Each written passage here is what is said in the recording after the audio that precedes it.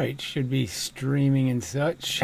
So just take a minute to update here, get the chat working and whatnot. So indulge in whatever you'd like to do for a moment while I'm distracted. Yeah, I guess that's how it works. Is distracted. Like to do for a moment while I'm distracted. Can't really talk about the subject while my brain is trying to do something else. No, just saying. yeah, it does take some attention. Look at that, somebody already typed something. Amazing. Yeah, hey. Yeah, well, hey. Really weird that you're already haying. But anyway, very good. It's a very, quick response. Encouraging. Let's see what the night will provide. Alright, so I guess I will. I think I'm done with whatever I had to do. So let me get to the story. So I just went looking for the old conversation I had with Dave, and as brief as it was, somewhere over a year ago was the most recent exchange. What the hell did I do with it? Here it is. Okay. So I sent him an email, and it was longer than I probably should have sent, but whatever. And so I just read, because this isn't asking much from these people, and we don't have to like each other. We don't have to pretend that we have any respect even for each other. But the physics, the arguments, the science, it deserves attention, and the fact that they just won't give that science any attention is just so irritating. So anyway, I said, Dave, recently rediscovered your channel, made a video response to a 2-slit video years ago. I figured it couldn't hurt to try again to solicit your attention to some physics subjects that I think need exposure. For years I have attempted to solicit the attention of a qualified physicist or science presenter on YouTube. I have offered substantial financial incentives to have my arguments fairly debunked or refuted. Unfortunately, I have found the integrity of the science to be as low as the integrity of the scientists. So yeah, these are supposed to be scientists. They really should be whores for any argument that debunks their theories. They really should be insanely interested in hearing the arguments. And no, no, not at all. As you seem to enjoy testing and mocking dissident theories, I hope to persuade you that I merit attention. So I'm basically saying, please debunk me. I'm worth it. I'm as good as a flat earther. Come on, give me some attention. I don't like having to offer scientists money to defend their science, but I certainly haven't found any that will do it for free. So yes, not offering money didn't work. So yes, let's try offering money. That won't work either. So it is really amazing when you think about it. If a flat earther offered him $20, he'd take it. But he won't take my money. Regardless, the fact that I am willing to pay you for your time to counter and make fun of my argument certainly should speak to my sincerity. I'm going to pay you to mock me. So go ahead. Come on. How can you refuse the offer? How is that an offer you can possibly refuse? All right. And my entitlement to have my misunderstandings corrected. I'll accept debate in any form I can get it. Just play a 5-minute video of mine, make some kind of video response, or a real live debate. I'm interested. If interested, let me know what kind of compensation you believe is fair. As a heads up, I intend to make a few videos regarding responding to a few of your videos. The first one is posted here, so I'm going to play a clip from that video. Thanks for any time you're willing to devote to considering my offer. Best regards and such, Gary, Graph Science. And so his response was, I will gladly debunk this flaming pile of hot garbage from an insane person for $5,000. So that's the, and the rest of the emails, I'm just trying to negotiate, well, what do I get for my $5,000? And in the end, he just keeps saying, to be clear, you're totally delusional and not worth even the time I've spent responding to your ramblings thus far. 5K. So he just kept saying 5K, 5K, and I kept saying, what do I get for 5K? So anyway, you know. And so anyway, so I'll play the clip. It's just, you know, and just because it's an interesting argument made 2 years ago. Okay, so they haven't, you know, I mean, unfortunately, it's, you know, this just goes on forever because these people are just such jackasses and assholes and and stinking rotten cowards.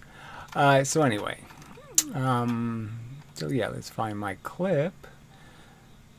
Which is right here, so it shouldn't be a problem finding it. It's right there, so I should be able to play that without too much trouble. Yeah, the volume should be okay. We'll find out, won't we? Well, I'll find out. Maybe you'll find out. Period. You will be shut up for life. Banned for life. Because you made a physics argument. That's all I made was physics arguments. And they wouldn't hear them. Yeah, so that's the, you know, all the forums, Wikipedia, it's all places you cannot discuss any physics subjects, foundational physics subjects. They're just verboten. So fuck you and that crap. Anyway, so let's just do this real quick since it's on my board already from a previous video. And then, so just one challenge. Here's one challenge for you. Okay, so show me how your physics has rationally analyzed the reality. Okay, so here's just one challenge. You know, I have a few others, but this is it's just so obvious when you compartmentalize it. All right, so you do this cliche experiment where you shoot to 10 mass and a 5 mass with the same rubber bands or the same bent metal or the same spring or the same physical explosion in Feynman's case. When we shoot the two objects off, one of them goes, you know, half the velocity, it has twice the mass, the other one's twice the velocity, half the mass. Your kinetic energy formula says there's twice as much energy in this object. Well, right, so I did the same, you know, one of the simple argument is that, yes, momentum says everything's just fine, you have the same momentum going both ways. So this could be the bullet and the gun, just as easy.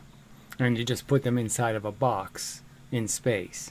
And it's their argument that somehow when the gun hits the wall and when the bullet hits the wall, that somehow you're going to be able to transfer this kinetic energy. And the absolute fact is, it doesn't matter what I do, I can't collect the kinetic energy. The box isn't going anywhere. The explosion is an explosion. It doesn't matter what masses I put around the explosion because that material just moves slower based on how much mass it has. So I can't change the explosion. It's just a fact. I can't do it. So, you know, the box is just going to say, I'm not going anywhere because the explosion went in all directions. It doesn't send more energy one way than it sends the other way. Okay. And that's the simple argument. So whether I use a spring or an explosive, that basic principle works. And nobody disagrees about what's going to happen. The 10 mass will go 5 velocity, the 5 mass will go 10 velocity, and the simple argument is by their theory, the 5 mass has twice the energy. So twice the energy is going that way. It's going to hit the wall. Is the box going to move? Is the box going that way, the way that there's, you know, and in the case of the bullet and the recoiling gun, you're talking about 2,000 to 2. So you're talking about a huge difference. You got 2 joules of energy going this way, and you got 2,000 going that way. Is the box going to go shooting through space at a preposterous speed, you know, because of this giant differential? No. So he doesn't think that's a physics argument we're talking about. That's so clear that the answer is, of course, the kinetic energy moves the box. Well, of course, there's no way to collect it. You can't collect the kinetic energy in a ballistic pendulum. How do I collect the energy of the 5 mass going 10V? Because every time I try to collect it, all I get is the momentum. If I put bowling pins in the way, they're both going to knock down the same number of pins. I'm not going to get anywhere. I can't make more mass move more velocity. I can only transfer mv. I can only obey the third law, Newton's third law. I can't. There's no room for kinetic energy in Newton's third law. Newton's third law only applies to momentum. It doesn't apply to anything else. What the hell did that turn on for? Annoying. Anyway, so yeah, you know, he doesn't think this is a worthy subject for physics. It's so well understood. Everybody understands it completely. What exactly will happen? You know, momentum doesn't mean anything, and kinetic energy will work, or of course, kinetic energy will completely fail, and momentum will do its thing, and the third law will be obeyed, and the box will stay still. What is it? Could I just hear Professor Dave's opinion, even? Because frankly, I don't know what he's going to say. Do you know what he's going to say? Which one is he going to defend? Conservation of momentum or conservation of kinetic energy? Which one? Yeah. So that's how bad this is. They won't talk about these subjects. These stinking, lousy, rotten, smelly cowards. Yeah. So anyway, maybe I'll play a little bit more of this, and then we'll play some other Professor Dave video. But it just makes it very clear that this isn't rational science. I mean, to have two theories of motion and velocity and mass, what it means. Two theories of mv and mv squared. There's two different theories. They can't coexist. One's right and one's waste of time nonsense. And it's obvious that the one that's right is the one that's been right for thousands of years and is totally reliable. Obviously, momentum is the correct understanding, and kinetic energy is Goldilocks nonsense. If I put the whole thing inside of a box in space, let's say, to evade all kinds of interference from the variables of Earth, what do you think is going to happen if I put a piece of Velcro on these and I make them stick to the sides of the box? What happens? And they're positioned so they hit the box at the same time. So I have 250 joules. Let's say if this was a kilogram, 5 kilograms, this is 10. So I have 250 joules hitting this side, and I have 125 joules hitting this side. What happens to the box? And I think you know, well, I can't make energy from nothing here. There's no way to subdivide the energy. There's no mechanism to do that. So, yeah, you're stuck with the idea that, no, the box doesn't go anywhere. Because this isn't real energy. It's just a fable. This is a religious fable. This is a fish sandwich, okay? And 1/2 mv squared is just nonsense. It doesn't happen in reality. It's not a real thing, all right? It's a barely... I mean, again, Newton defeated it while he was alive, but he couldn't defeat it after he was dead, unfortunately, because you did silly little clay experiments that you all got fooled by. You dented clay with round objects, and the physicists all fell for it. All right, and since then you haven't figured out simple things like, so you got this MGH thing, okay? Can you see that? No, you can't see that. MGH, all right, instead of the rational one, which is MGT, okay? And because you made that mistake, because you think gravity cares about a distance, when gravity just cares about how long you're in the gravity. And so you got that wrong, so you think 4 times dropping 4 times the distance equals 4 times the energy, when no, Galileo pointed out you only get 1 unit of gravity here, and you only get 1 unit of gravity here. And then we get 2. It only takes 2 units of time to fall 4 units of distance. So clearly understandable. This is the right answer because this equation can be used no matter whether you have a previous velocity or not. This one can only be used if you drop something from a standstill. But this one can be used no matter where, no matter what motion you have previously. This one still works. It always works. But momentum is what runs the universe. There is no such thing as kinetic energy, and this experiment proves it, frankly. If you can't move the box, if your energy can't move this box, it can't be real energy. And the fact is momentum. is what'll move the box. All right. So right there, you know, you have 300 years worth of dogmatic preaching that there is such a thing as this kinetic energy garbage, and it was never proven. There was never a demonstrative pile of evidence. No one did any examining. There's no detailed examination, and there is a ton of arguments. I mean, they did for 100 years at least argue levers versus pulleys versus different mechanisms, and how the ideas each other was saying didn't work because, frankly, in one circumstance you're creating free momentum, in the other circumstance you're destroying tons and tons of kinetic energy. Depending on what tool you use, the two of them don't balance. It doesn't work. Both of them can't be right because you can't conserve both of them. So there's my challenge to you. Now, how much do I have to pay you to respond to me? You responded to this guy for some reason. I'll pay you to respond to me. So just give me some sort of reasonable price to explain to me how I made a mistake here somewhere, where I detailed the facts wrong, and that there's some special fact that allows you to still have energy but not do any work with it. You know, that it's energy but it can't do any work. And then tell me how that's not a dogma or how that's not nonsense. You know, just, God, I hate this planet. All right, so anyway. All right, so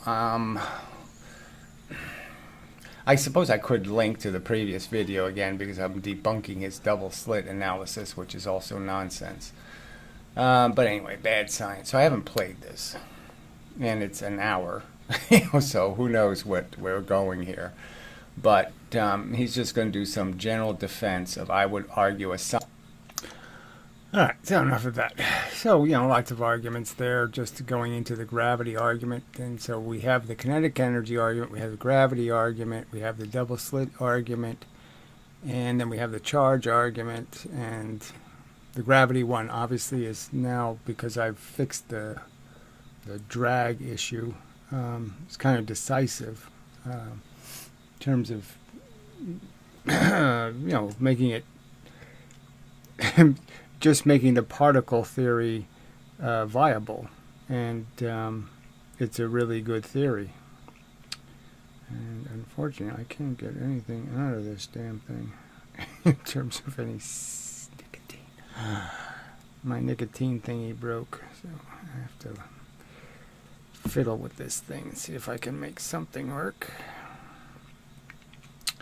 You know, I ought to buy a decent vaping device, but you know, I'm just so cheap. Hate to spend any money. Well, it's not that I hate to. I just can't.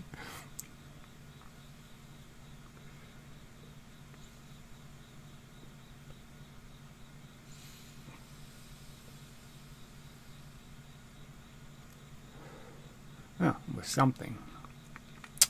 Not much, but something. I don't know exactly what the right strategy is here. Sorry, you know, yeah, just maintenance. Takes some maintenance to keep me alive and functioning. Mostly just, you know, yeah, nicotine. Yeah, right. This is the first priority.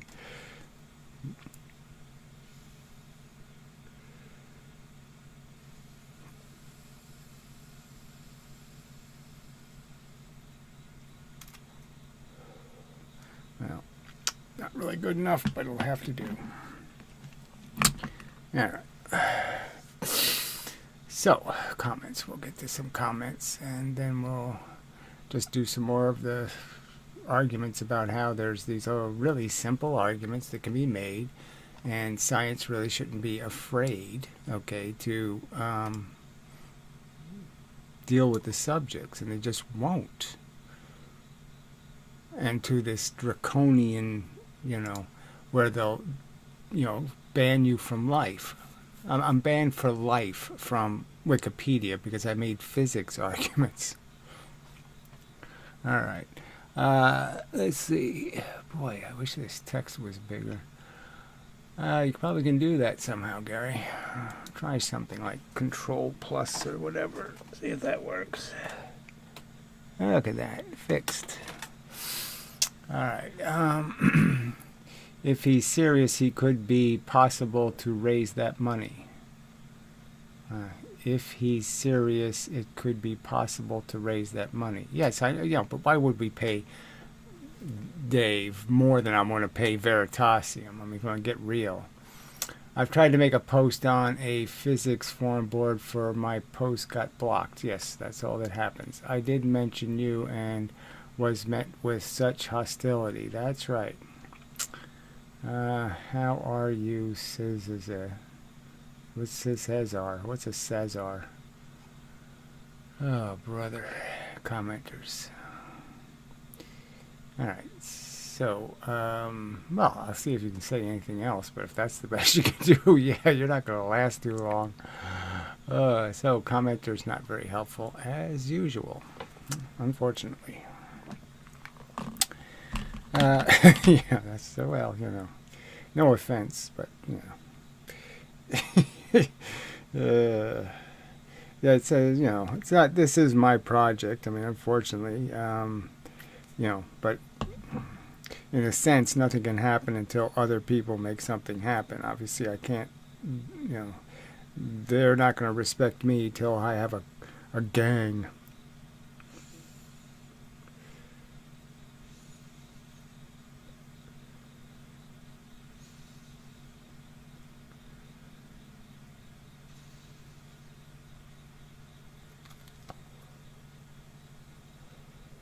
Ooh, that was much better. All right. So, pencils. So I did write down some stuff. You know, there are a couple of subjects, subtle subjects that I haven't touched yet. And so one of them is interesting from the drag perspective. So even though that's not in my notes, I'll do that one. Because it does tell you something, right? So I've made this argument that there's no drag because in actuality, okay, if you were to move an object into a field of energy that has itself is energy, that is, it's moving, and it's obviously, if you're going to interact with it, it has to be moving towards you, okay? So and the fact is if I move into more force, oh shit, I didn't draw that very well.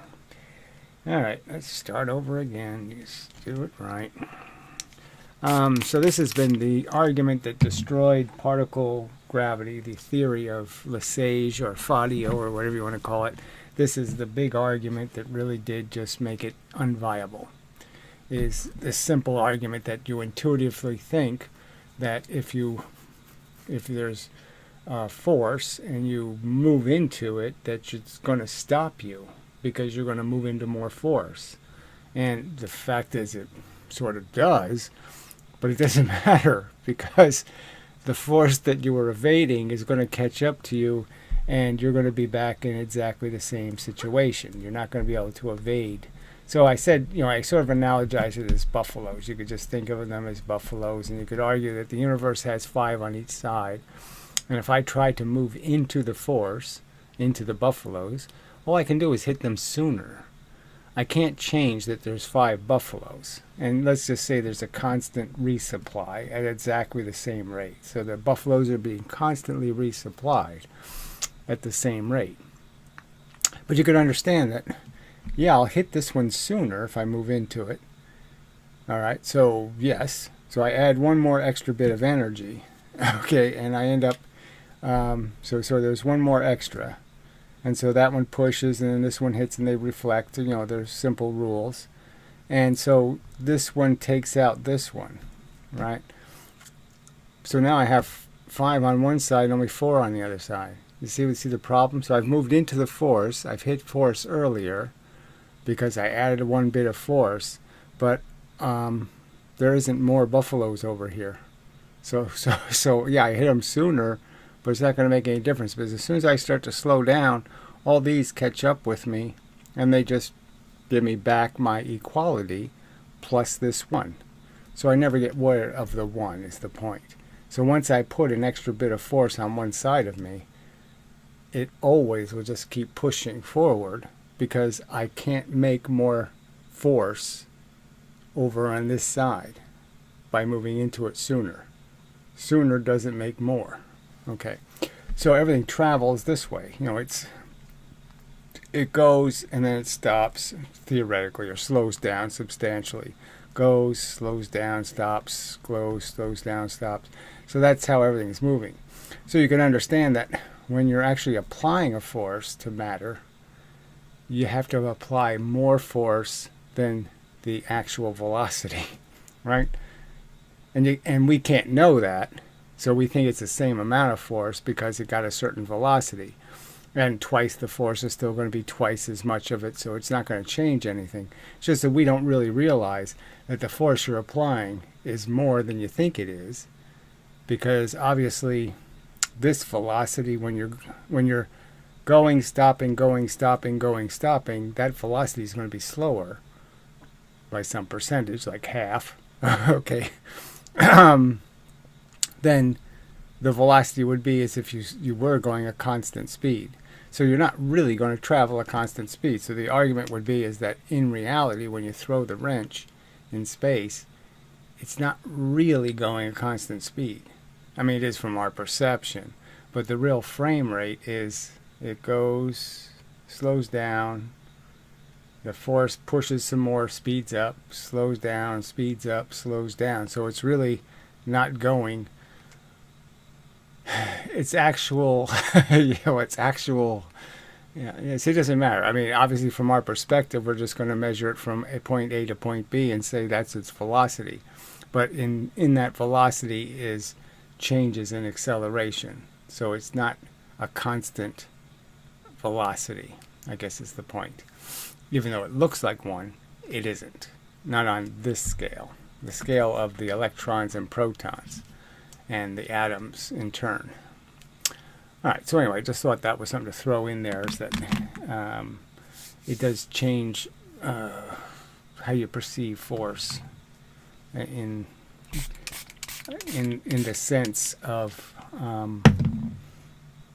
there's not a perfect equality between what the matter is going to collect as force and what the force was you put in. You do have to put more force in to get a velocity out that's as high as what you put in, because of the fact that half the time the thing is slowing down and half the time it's speeding up.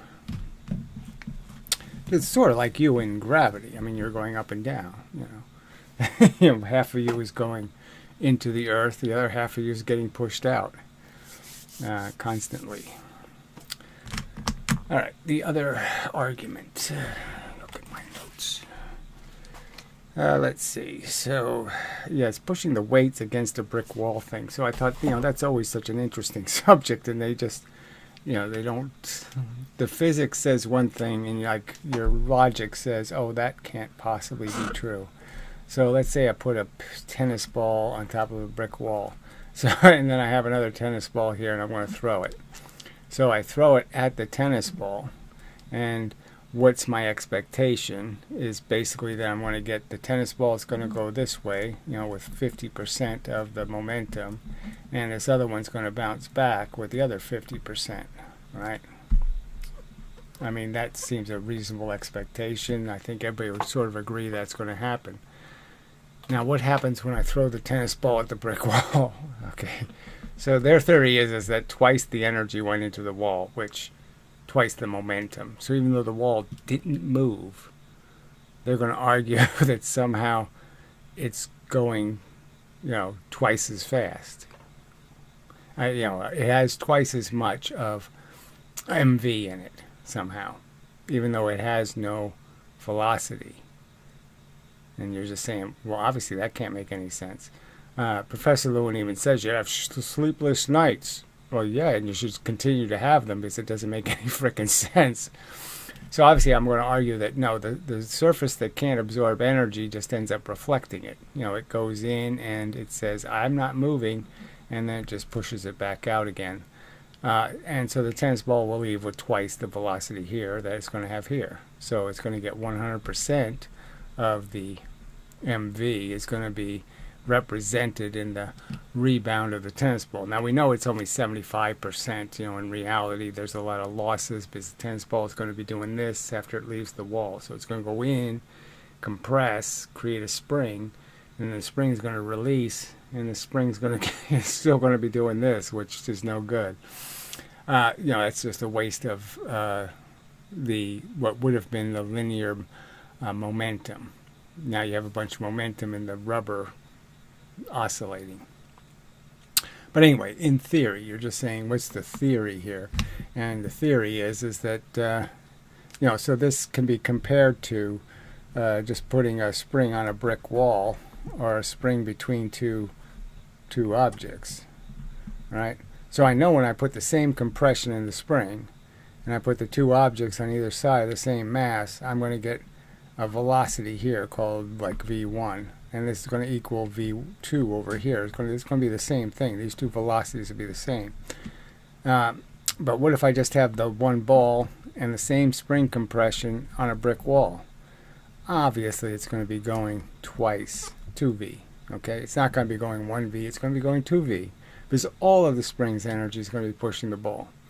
But then again, the argument has to be made in the real world. That's the idealization. The real world, this faster velocity is going to mean that the spring, well, it really won't matter, because the spring's going to expand at exactly the same rate. So we could argue in both experiments the spring will do exactly the same thing. That is, it'll uncompress at exactly the same rate. Okay, that's one, you know, and it's just that it's all of the velocity is just going one way, that all of the speed of the spring is all going in one direction.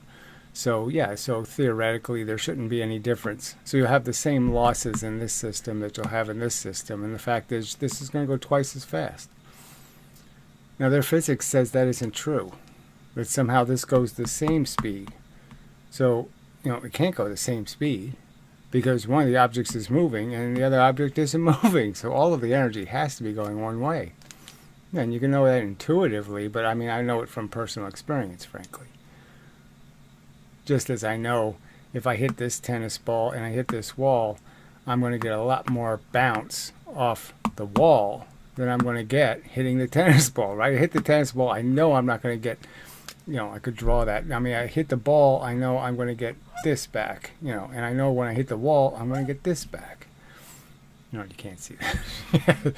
You know, I mean, it's obviously going to be twice, at least twice as much energy back hitting the wall. So we know nothing went into the wall.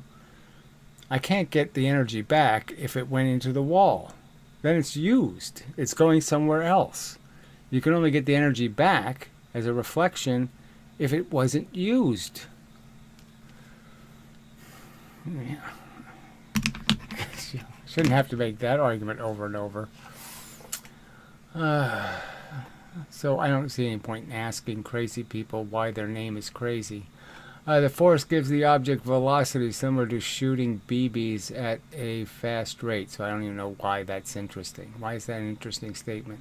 The force gives the object velocity similar to shooting BBs at a fast rate. What does that even mean?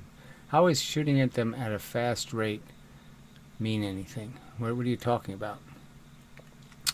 The BBs come out at the same speed, no matter how fast you shoot them. What's your argument? Jeez. Anyway, yeah, sorry, being less helpful now. So you were kind of just unhelpful. Now you're almost hurtful. Because that's just impossible to understand what your point is. Why are there numbers after people's names here? What the fuck do these silly numbers mean? I guess I should put the chat in this window, but I'm probably too lazy to try to do that, but whatever.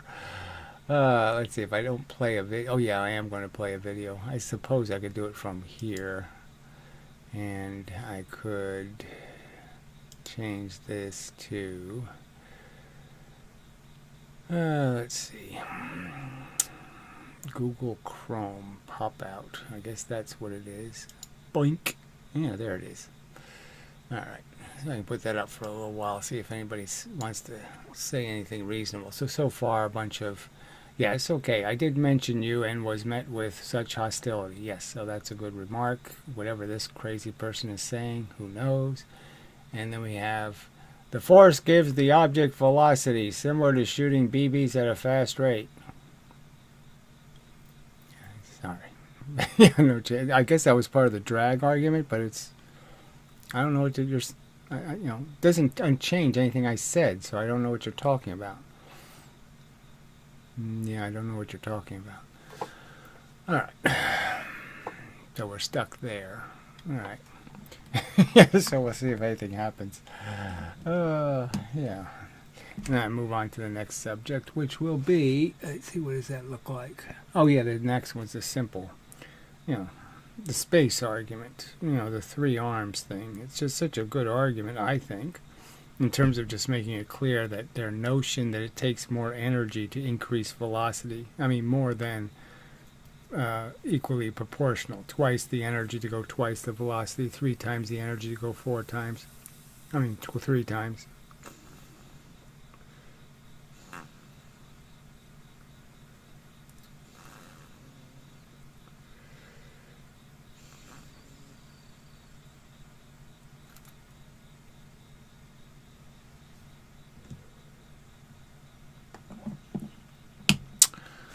Much better. Anyway, okay, so you're not going to say anything. All right, so we will go to the video instead. All right, so we need the pop-out window. I got to find the right video. So we'll play one of these Professor Dave wads of crap. That's not it. Maybe that's it. No, that's not it. Dynamics, maybe that's it. What are forces? Okay, so dynamics, what are forces? So this one's supposed to be telling us what forces are. Alright, so we'll see if he does any of that. See if that popped up correctly. No, it didn't. Alright, so I do have to change this to the pop-up window, which isn't available. So I have to do this, and then I have to do this, and then I have to do this. And there it is. Okay. He do be ugly. Yeah, no. Okay, so I should be able to play this crap. There are certain words that are commonly used in the English language which are very important in physics. So who is he talking to, do you think? Like a 7-year-old or a 10-year-old? Or maybe a 15-year-old, but how old is the person he is talking to? These are words like work, energy, and force. So if you want to have a scientific conversation about these words, you would say, yes, okay, well, we know that they all have a history. There was a certain time where they used this word to describe something else.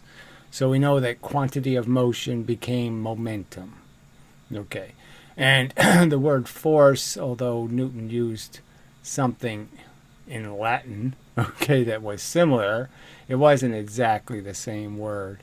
All right, and energy was first used by Thomas Young, okay, two-slit guy, which is kind of interesting.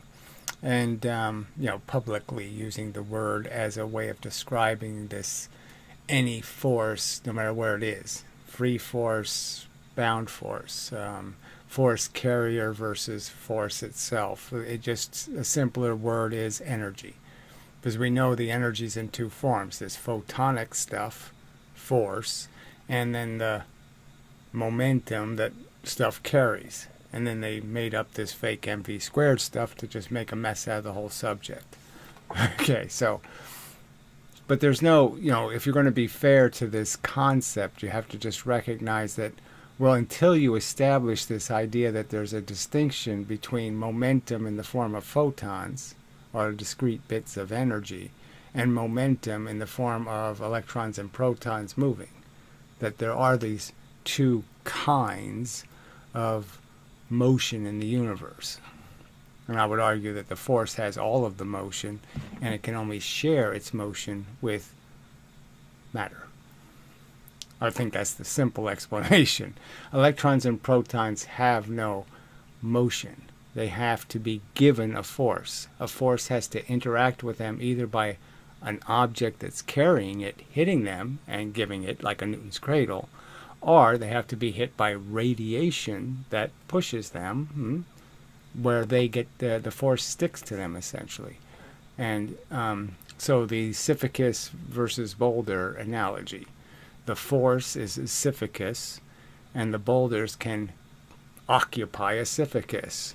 Okay, a boulder can have a Sisyphus pushing it, or a boulder doesn't have any Sisyphus pushing it. That's simple. Yeah. In everyday parlance, they can mean a variety of things. But in physics, they have very specific definitions. So this is the big lie, right? There's no specific definition. They say work is what kinetic energy does. It doesn't do any work. There's no work being done. None. It doesn't happen. Okay, there's just no example of it doing any work. So we will need to learn these definitions if we are to learn about classical... La. So again, it's just all these science presenters are just kind of funny because you really can't figure out who the fuck are you talking to. Somebody who knows something? A high schooler? I mean, somebody with some education in science? Or are you really starting in kindergarten? I mean, they all kind of do this. It's so patronizing to anybody who's, graduated high school. Mechanics. We already went over kinematics, which is the branch of mechanics that studies the motion of objects without referring to forces. So it's pretty much impossible, in my opinion, to do that rationally. You really can't talk about motion and not talk about the fact that it's a weight or a pressure or an interaction that takes place that causes the motion, and the only way to describe that interaction is a conflict of force. And that's what they're going to exchange, is their force character. So now it is time to learn about dynamics, which is the study of forces and their effect on motion. So again, doesn't mean anything, right? It's the same thing. That's all there is interactions, and all you're arguing between me and them is the interaction dictated by something called mv, or is it dictated by something called mv squared? And I would say every frickin' reasonable experiment proves momentum always works and kinetic energy always fails. There you go, problem solved. Let's see, what kind of crap do we have now? Oh, the robot guy is back. Let's see. Why you crying? I don't know what that means. Let's see. How far back do I have to go here? Gee, these people are just really annoying. Really, really annoying. Look how far back. Wow, I missed a whole bunch of interesting crap. You really should stop smoking that thing. Well, fuck you. Okay. Go ahead, waste your time telling me what I should do. You really should stop eating potato chips. Hopefully Professor Dave responds this time. He's not going to respond. So, he's not going to respond until he feels pressure to respond. All right? He's just going to evade the subject as long as possible. But this is the history, though. So I'm just saying, in the future, it'll be clear that I reasonably attempted to engage in some sort of argument, and I reasonably said, look, I have more credibility than your average flat earther because I am willing to pay you a reasonable fee. And he couldn't be reasonable, because then he would have to be obligated to deal with the subjects. And he can't deal with the subjects because he can't pick a side. I mean, no one dealt with the stupid Steve Mold video about levers because none of them can pick a side. They can't sit there and say, no, you're right, the law of the lever doesn't work. They can't do that. And they can't do the opposite. They can't say, oh yes, the law of the lever works and kinetic energy is complete nonsense. they're stuck. Because it really is a battle over only one of them can come out of this alive. It's two ideas enter and only one of them can leave alive. Okay. Hopefully, okay, yes. Hello, Professor Dave is never going to respond. Yes, that's true. Go to his channel, make a comment, then he will respond. So again, I've already emailed him personally. And I'm blocked, so, is there some point in me commenting in the comment section with 2,000 comments and expecting him to reply? Not much chance.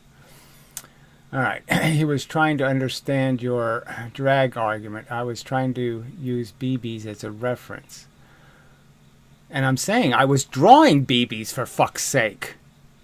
I called them buffaloes, but they could be BBs. It doesn't fucking matter. I mean, what you have to argue is somehow hitting it sooner means it's more energy. And it isn't. Because the other stuff eventually catches up. So you can't escape what's on that side versus what's on that side. I can't make more energy on that side by doing this, by moving into it.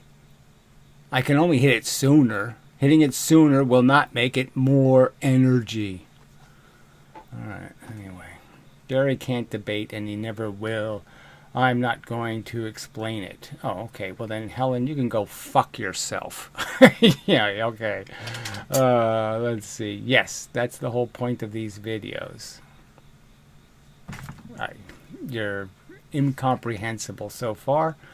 Alright, yes, the same word can have different meanings. Yeah, that's the whole point. But science isn't supposed to be that messy. See, I can say the word force, and I'm saying something very explicit. I'm saying Sisyphus. I'm saying a little discrete object in space that moves the speed of light. That's one way it can act in a straight line. Or if it's pushing, that is, if it's stuck pushing an electron, then it moves a much slower speed. And that's it. Is that complicated? No. Is that more than one definition? No. Alright, his classical physics videos are for high schoolers. Yeah, well, I'm just saying, the fact is that they're so wrong that, it's kind of a crime to be talking to children and telling them absolute bullshit. Alright, the fact that you are reacting to these is hilarious. Do you still study physics at a sophomore level? The point is it right or wrong? You don't understand that it's either the truth or it's not the truth? You're too stupid to figure out that's what the argument's about? And you know the truth, bitch? I bet you've never made a video about any physics subject ever. Because you don't know anything. You don't know what the fuck you're talking about. Oh, Jesus. Of course, that's a weak coward won't respond. So, robot guy. Let's see. What are you talking about? Gary is debunking Dave's basics of physics. Yes, I'm pointing out how it doesn't happen. What he says happened doesn't happen. So he showed a thing rolling on a table, and I made the simple argument that it's not a constant velocity, dumbass. It's not. It doesn't have the same. It's not losing velocity at the same rate. That's why it doesn't go half the speed halfway down the track. It goes half the speed 3/4 of the way down the track. Fucking Helen, can you understand that argument? And give me the counter argument. What's your counter argument, Helen, for why when you roll something, it goes half its speed, it's losing energy to friction. It goes half its speed 3/4 of the way down the track. Why don't you explain why that is, you fucking dumb bitch? Alright. He would have you guys rated his channels. He would if you guys rated his channel. Yeah, well, why would somebody do that, right? They have to do that? They have to be spammers? I'm not going to advocate for that. I mean, you shouldn't have to do that. You shouldn't have to behave badly to get a scientist's attention. Let's see. Professor Dave loves rage bait. Whatever the fuck that even means. Fine. Yeah, he obviously loves drama. Okay, but everybody's a drama whore because the audience is a drama slut. So yeah, the audience likes drama. They don't like facts and truth. Okay, they just are attracted to fistfights because they're morons. I don't even anyone in here understands what kinetic energy is. Yeah, well, that's not a very good sentence. I don't even anyone in here understands what kinetic. It's easy to understand. It's a fable. It's a holy ghost. It's absolute bullshit invented by an insane religious kook, okay, and then proven by the stupidest charlatan experiments imaginable. I mean, as bad as using a pointy arrow and a dull arrow and then giving two arrows the same energy and then saying because the pointy one went in further, it has more energy. As bad as that. That's the physics you're defending. Okay, he's literally reacting to science at a high school level. So again, it doesn't matter what level it is. The point is why should kids be given information that isn't true? That's what you're advocating for. All right, because this is hilarious. Well, fuck you until you're whatever, even less functional than you already are. All right, Professor Dave has his degree in gender theory. Who cares about this crap? Please let it go. God, this obsession with these, whatever, with human dysfunction. I mean, it's like a love affair people have with human dysfunction. Anyway, be nice. What is kinetic energy? Why don't you tell us what it is? What the fuck is it, and where did you ever collect it? Show me, can you link to any experiment showing it taking 25 times the fuel to go 5 times as fast? Please, Helen, show us the truth. Explain how it works to us by showing us some real example of it actually happening.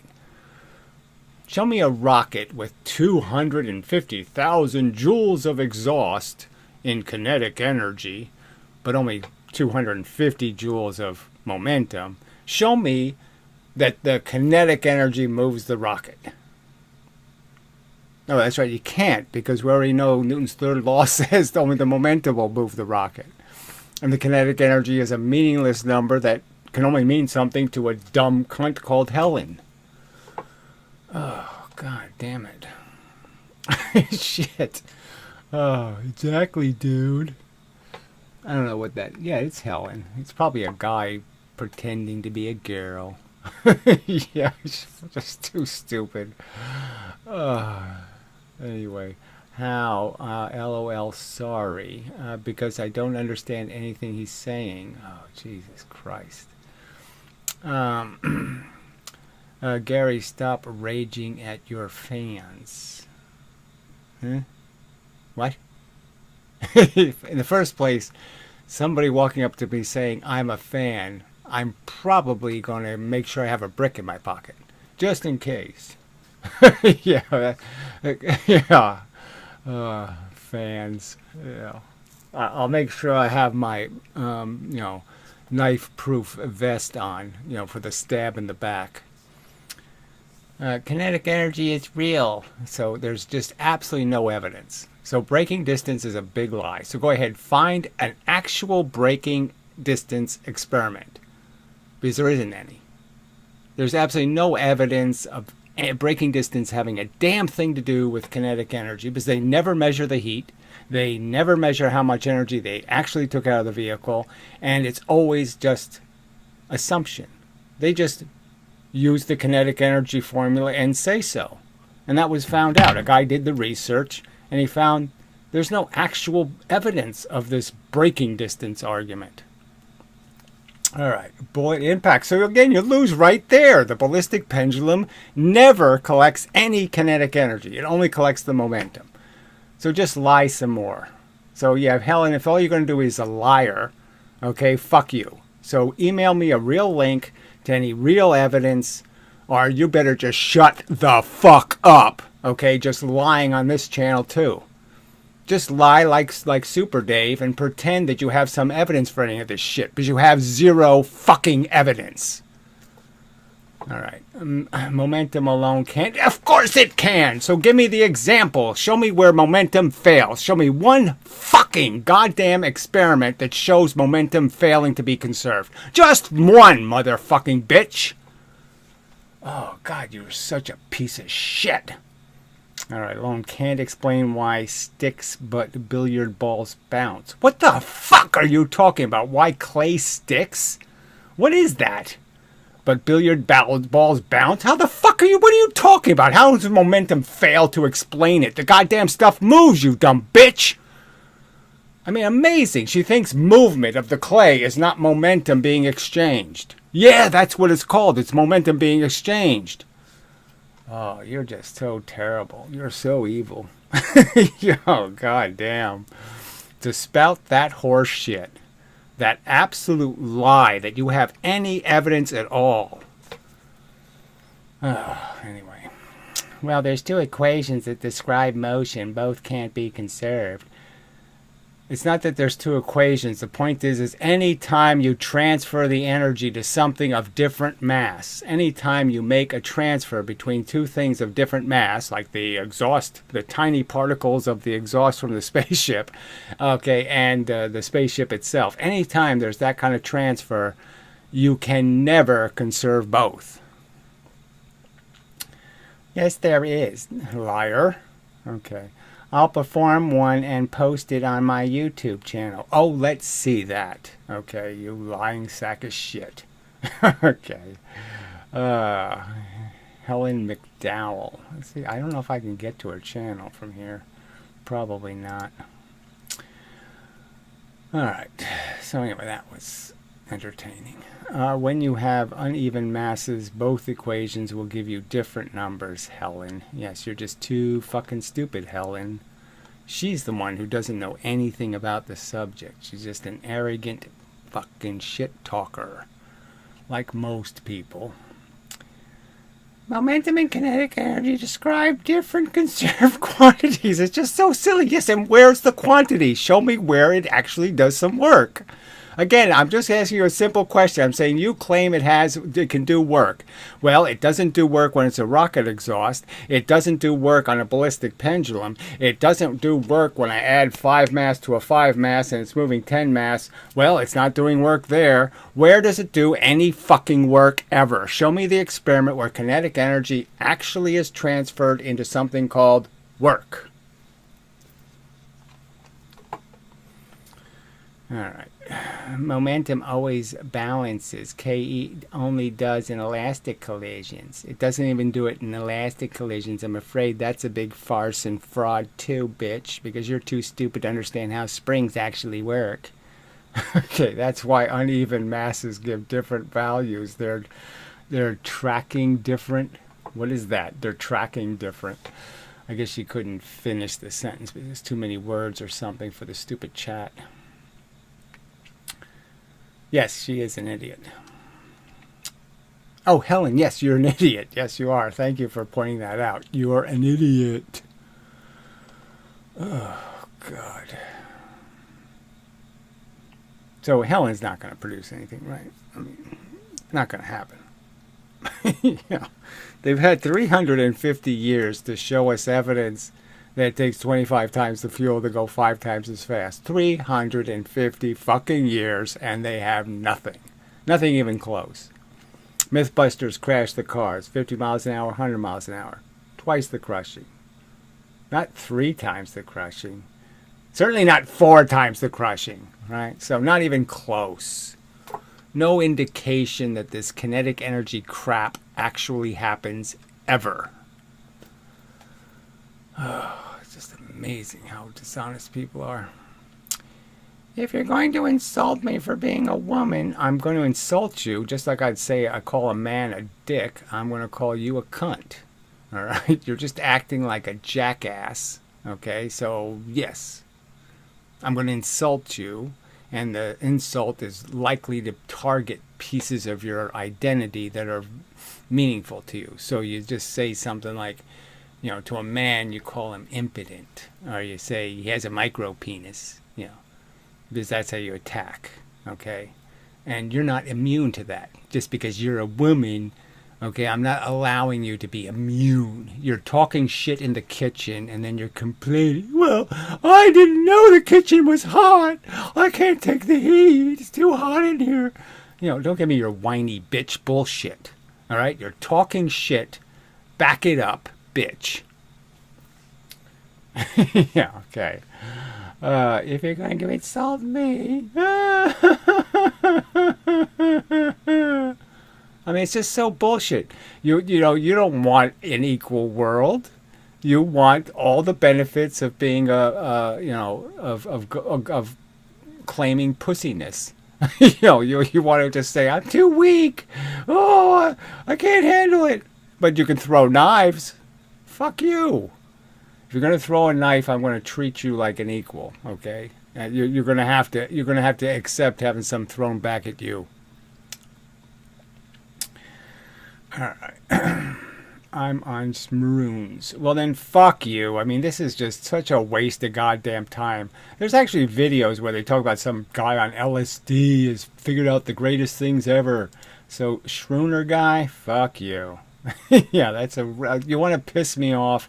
I don't care if you want it's almost like saying I'm jerking off right now. I don't care. Go ahead, have all the fun you want. I don't want to hear about it. And if this whole drug thing, fine, you're a drug asshole. Okay, fine, you waste your time doing drugs because you can't figure out there's more important things to do with your fucking brain than turn it into mush. Okay, that's your fucking business, asshole. All right, it's not my business. I'm not interested, so fuck you. Yeah, so you're getting timed out. Go shroon somewhere else, fucker. Oh, I'm so sick of people wearing it like a badge. I'm a shrooner. Yeah, I shrooned last night. It's just disgusting. I did plenty of drugs, okay? And I didn't walk down the street saying, I do drugs. No, I didn't bother with that. Goddamn people.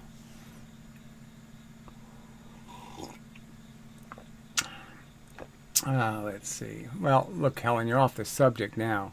Ask why being born is bad. Can't explain why suffering is bad. Whatever that is. Hedonist. Okay, now you're going to just waste my time. This is a physics conversation, bitch.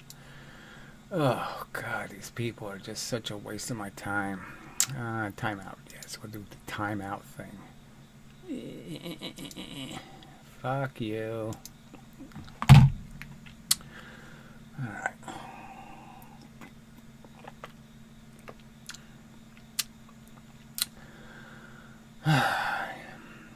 Of course it doesn't disturb her. But she still thinks it's scalar energy. It's inside. It's inside of its heart. It's love energy. That's why it was called the living force, is because it's love energy. You can't see it on the outside because it's on the inside. Ugh. See, the train is going down the tracks and it has that silly momentum. But what it really has is love inside of its little engine. And you can't see the love energy, but it has a whole bunch of love energy that doesn't go in that direction. It goes in all directions because it's love energy. That's their fucking physics. No doubt a girl would defend it. Ugh. Puke. Scalar. It's scalar energy. Yeah, the train's all going in one direction, but it's scalaring. All over the place. With a whole bunch of kinetic fun energy. And it never wants to use it though, because it's like conservative and it saves its kinetic energy for later. So yeah, when it hits something, it says, I'm not going to use my kinetic energy because, I don't want to waste it all. I got to keep some for myself. And so yes, you don't see the kinetic energy because the train is selfish and it keeps it to itself. I mean, this theory is idiotic. It's just such moron physics. Oh, God, this is so bad. I just can't stand this planet. Oh, God, it's so awful living here. Yeah, just terrible. Oh, such stupid beasties.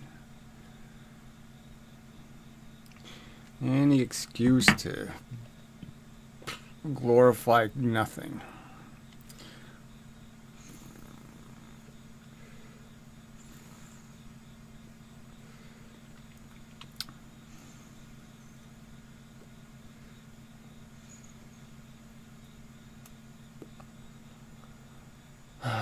All right, back to Dave, I guess. We will refer to a force as any interaction that, if unopposed, will alter the motion of an object. A force can cause... So obviously the point would be is that there's force carriers, matter, so they can hit you and give you force. Or you can directly get hit by the force, like in the case of gravity. Yeah, duh. An object with mass to start moving, stop moving, move faster, slower, or in a different direction. All right, we already dealt with that. Okay, what the fuck is this Adam Lanza crap? It's just amazing. These people are just so fucking... This is their life? They're going to waste their life with this crap? You know, they're making him live forever. So it's so ironic, right? They think it's a hideous crime, as I do, and they're going to keep his name alive. Adam Lanza, if he could survive his death, would be so pleased that you're keeping his name alive. And you're supposed to be the ones opposing it so vigorously. I'm supposed to be the great defender. You don't see me using his name anywhere. You don't see me keeping him alive. You're keeping him alive. You're the real defender of the evil kid killer. You're the one admiring kid killing. Oh, God, these people are disgusting.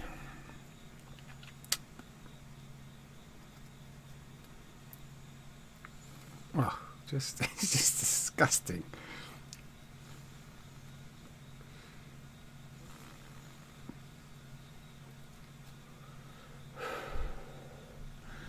I mean, my opponents are just so feeble. I mean, they really can't stay on the subject ever.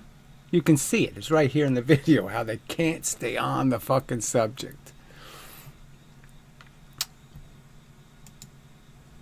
A person can exert force by pushing or pulling.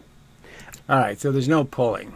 So, so again, why should he be telling kids there's such a thing as a pull, right? When you know that, oh, okay, the guy's got his hand behind the thing and he's pushing on it. He's not pulling on anything. He's pushing on something.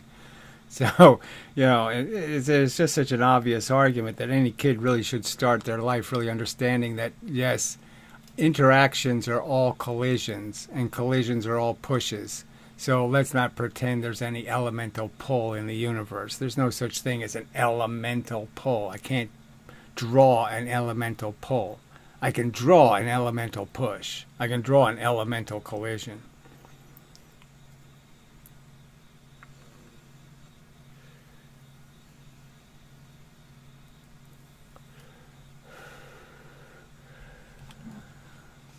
I don't know what the haunting part is, but whatever. You can always watch the video tomorrow. It's not going anywhere.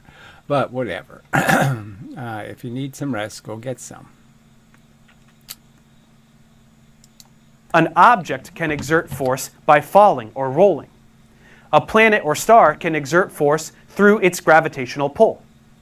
Any force must... So obviously its force is more direct in that case, right? So you're just saying obviously there's forces being excreted by electrons and protons ultimately, and everything is going to be pushed, okay? And it really is just a measurement of an absence of push. 5 buffaloes versus 4 buffaloes. There's short one buffalo on one side, so yeah, that's the absence of push, but there's no pull. Must have both magnitude and direction. So it's always a vector. So yes, That's it. So there's no waves. There's no bullshit here. It's a straight line quantizable force. And they've already proven that quantizable part. Forces will always be represented by vectors when we draw free body diagrams. Right. And so that should be telling you something, that they're best represented as vectors. And that's also true for the double slit experiment, where it's all just geometrical vector math. That's all there are. And yet you're saying it's a wave. If you push a shopping cart through the grocery store, you are applying force on the cart in order to generate a forward acceleration. Right, and so it's like the spring, though, you're also applying a force on the ground, and the real point is what's the ground's reaction? Does the ground move, or does the ground merely reflect the force, like the tennis ball? It just says, you're not moving me, so you can push the cart and enjoy yourself, because you're not going to move the ground.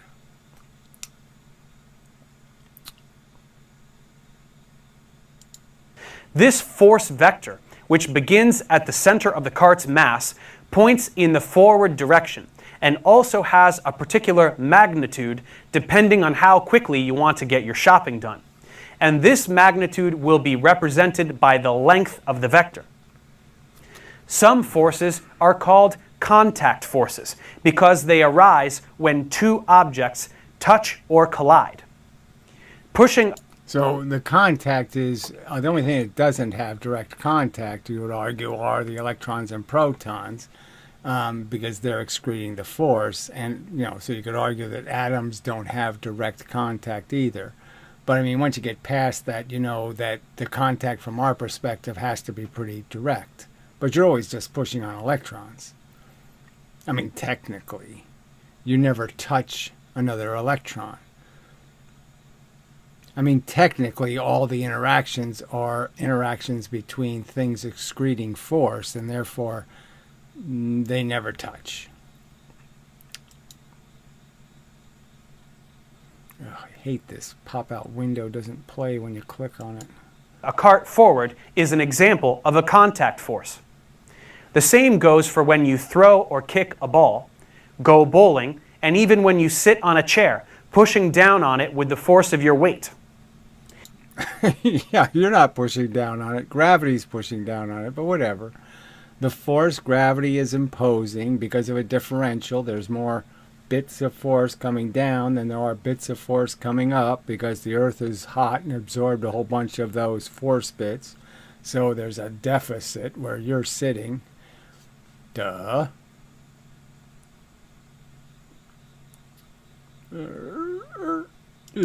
Some forces are called non-contact forces. These involve some action at a distance, like objects that fall to the Earth because of its gravity.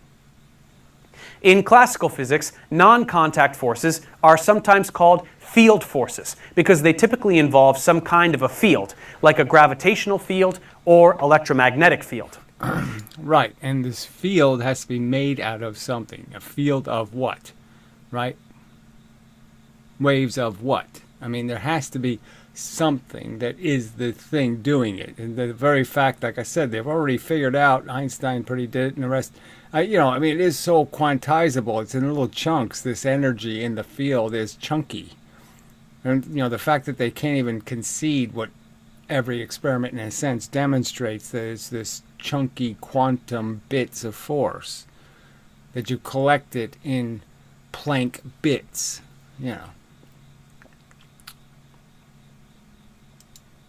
In fact, contact forces that describe macroscopic motion are just manifestations of field forces happening on the microscopic level.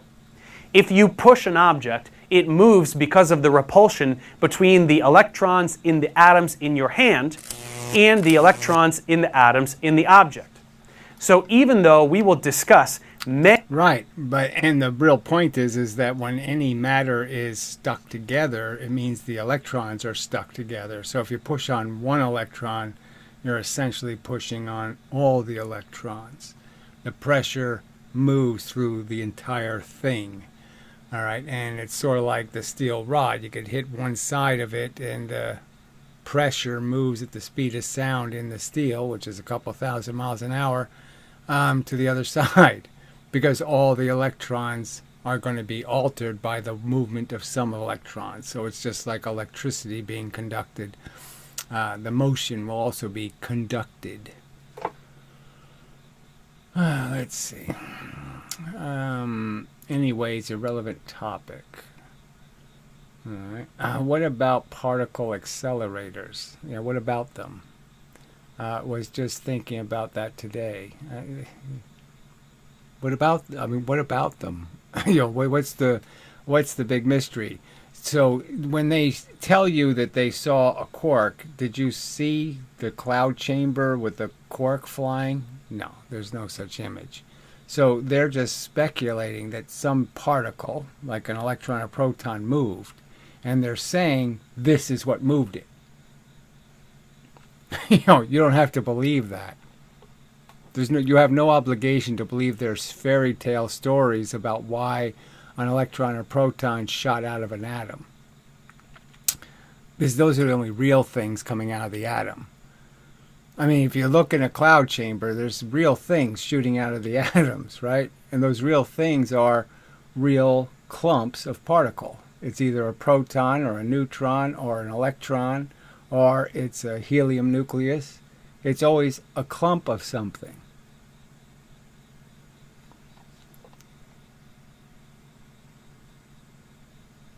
Where was I?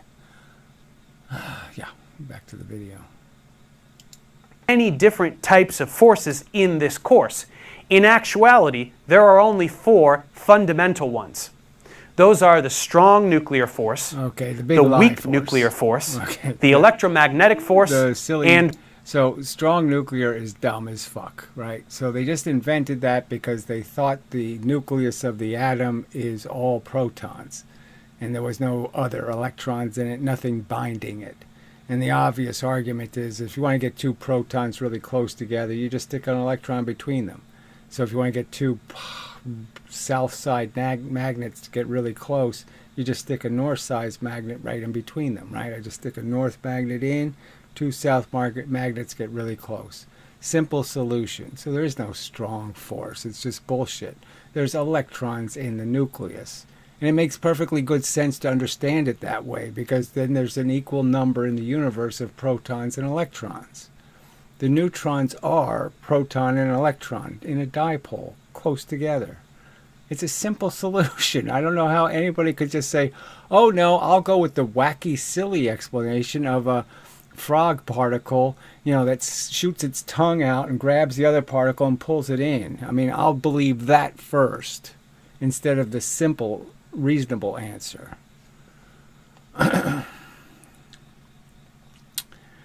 Oh, geez, Gilbert. I mean, this is a physics video. Do I have to keep saying that? Yeah, right. Do I have to keep saying it? What are you even talking about? You've addressed cloud chambers. Why do I have to address one? I pointed out that I actually made one in grammar school, which was pretty good for whatever 8th grade.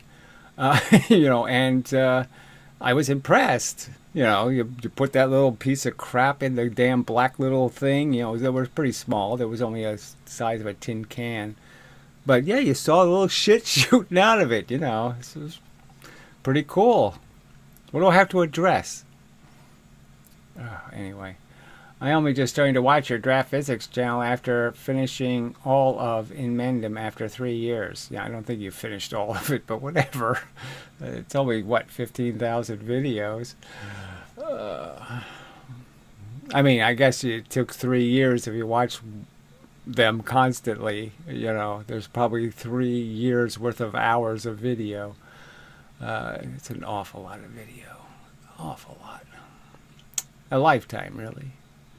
Feels like a lifetime. But anyway, it's not the subject of this channel. Gravity. All other forces are just some variation. So he put gravity in the category of a force when Einstein's theory is it's not a force. But okay, whatever. Clearly, I would argue, yes, it's made of the same stuff as the electromagnetic force. Photons are just a pattern in the field of force, so it's stuff at a frequency.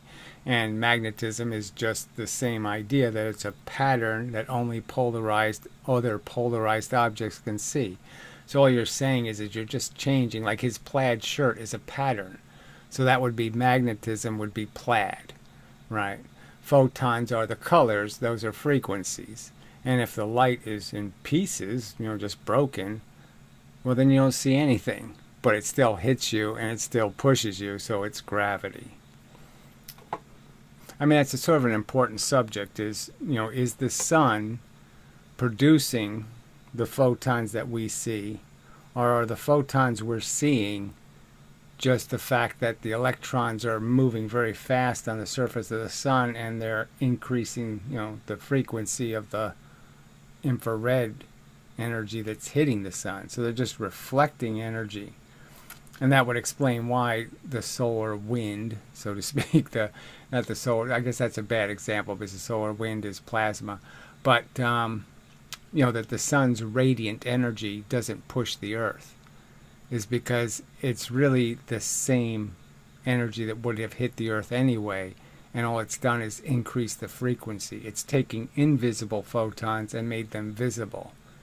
So the photons were going to hit us anyway, and now they're just visible ones instead of invisible ones. And that's why the energy from the sun, the heat, the photons, doesn't have any pushing pressure.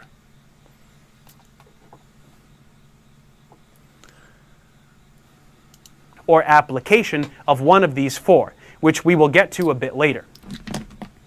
Given that any force must have magnitude, we must have a unit of measurement to communicate these quantities.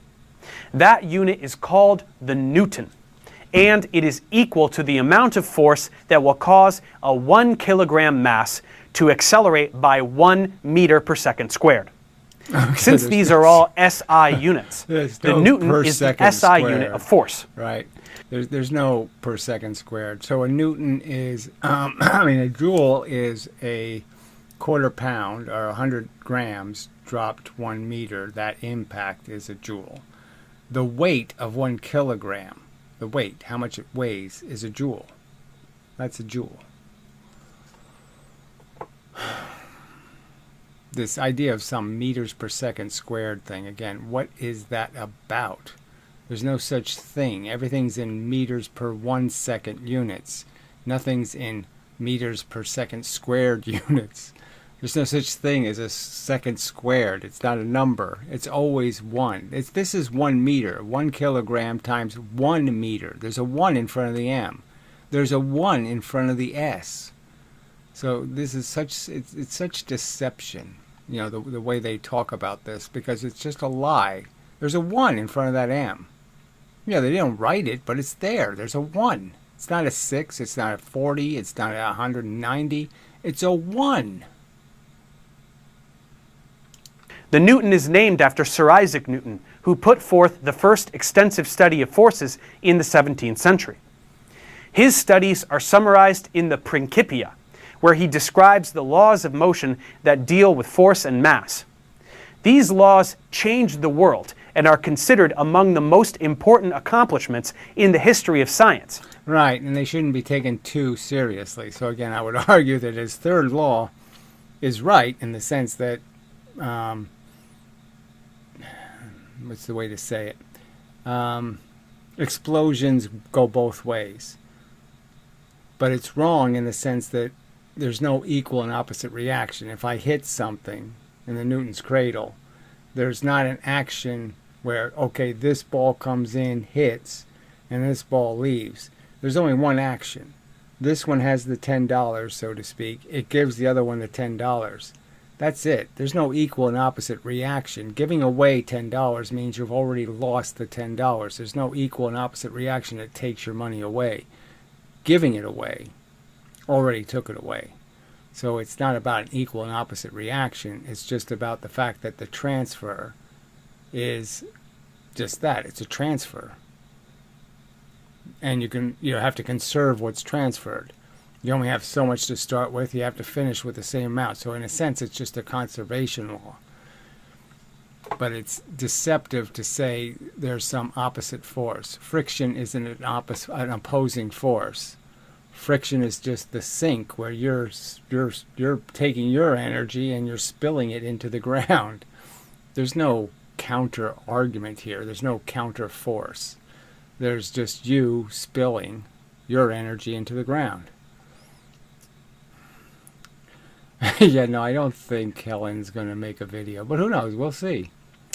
Yeah, I mean, something could be possible. Somebody could actually back up what they say and try to back it up, but, you know, that's not going to happen.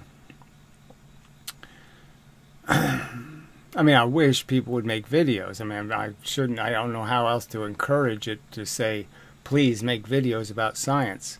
I'd even willing to pay a Helen $10. You know, if that'll encourage Helen to make the video.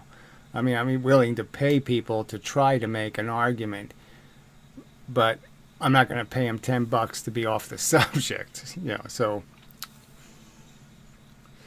I mean, I'll give you $10 to explain how does the bullet get 2,000 times more energy than the recoiling gun. If light things are harder to move because of inertia. So inertia means you can't move something at a faster speed. Well, how come there's no inertia in the gun?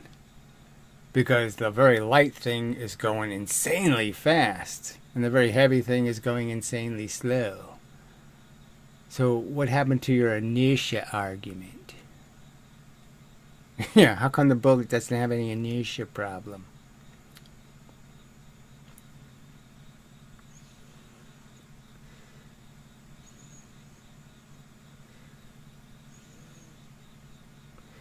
I mean, all these arguments are decisive, so it's really frustrating because you don't even know what argument to go with because every single argument is decisive. The rocket ship is decisive, right? I mean, is there any explanation, right? You calculate the kinetic energy of the thrust, no matter what you make it out of, tennis balls or electrons or photons, doesn't matter what I make it out of. I calculate the kinetic energy, I'm going to get this gigantic number. And the spaceship is only going to move with the momentum. So I can have a 10,000 times difference between the magnitude of the thrust and the magnitude of the motion of the ship. The ship goes with 2 joules, the thrust goes with 2,000. Extremes even worse than that. Like the thrust has 2 million. Okay, and the ship moves with 2, are possible. And how can these people defend that and say, well, yeah, that's just how it works? Gazillions of joules of energy are lost in every interaction.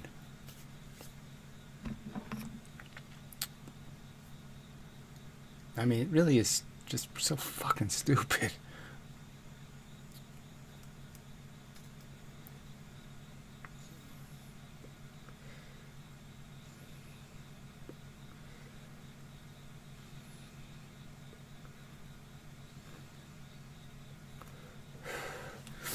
But even, look, you know, even the stupid 5-ton train thing, right? The 5 mass going 10.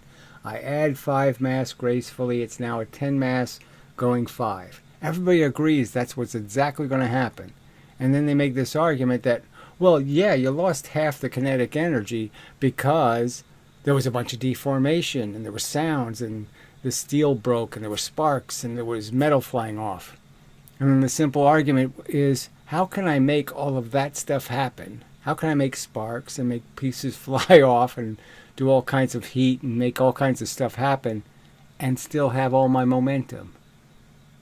That's like saying I could throw a bowling ball at the pins and I could knock them all down and the bowling ball is still going with the same momentum. How could that possibly be true? Yeah, that's right. It can't be true. So let's learn about them next. Yeah, whatever. Thanks for watching, guys. Subscribe. Oh, whatever. Don't do any of that. Guys. Hey, YouTubers. Yeah. Ugh, I hate fake familiarity. Eesh. Alright, so enough of that video. Had a good title, but yep, nothing really good about forces in there. So we could do the first law and the second law and the third law. Oh, but that F equals ma thing is going to piss me off. Alright, I'll think about what I want to do next. Might just want to get the hell out of here, but we'll see. Yeah, we'll see. I guess I could put the chat in the window for a little while. Yeah, I could do that. Alright, so how do I do that again? I gotta go here, and then I go here, and then I go here. Yeah, that worked. Okay. Oh, jeez. It's just so annoying. Alright, I should see how many people are in here, but it's probably just going to depress me, so I won't bother. And such. And so forth and whatnot.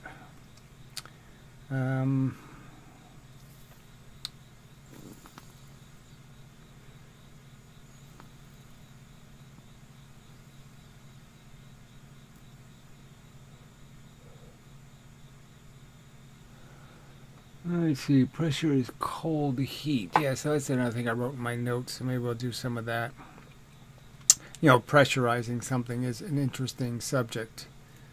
In the process of pressure, of creating pressure, that is compressing something, and in the process of it expanding. And it's only in the process where it's expanding or it's contracting that there's heat. And there's no heat in the stage that you're at when you've done the complete compression or the complete expansion. No. It's only in the transition that there's heat.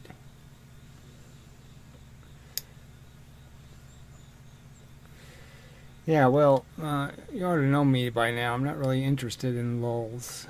I really don't want to waste my time arguing with trolls.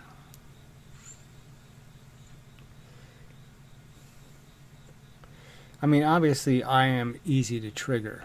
It's just a fact. So, it's just that I think it just ends up being a terrible waste of time.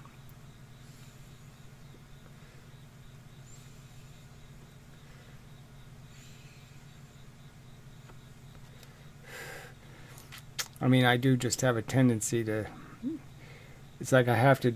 It's like I'm a soldier in a war, and I'm defending every single rock on my hill. It's like I won't let them have a single rock. I don't want to give away an inch. And there's just so much of this crap I'll just let slide.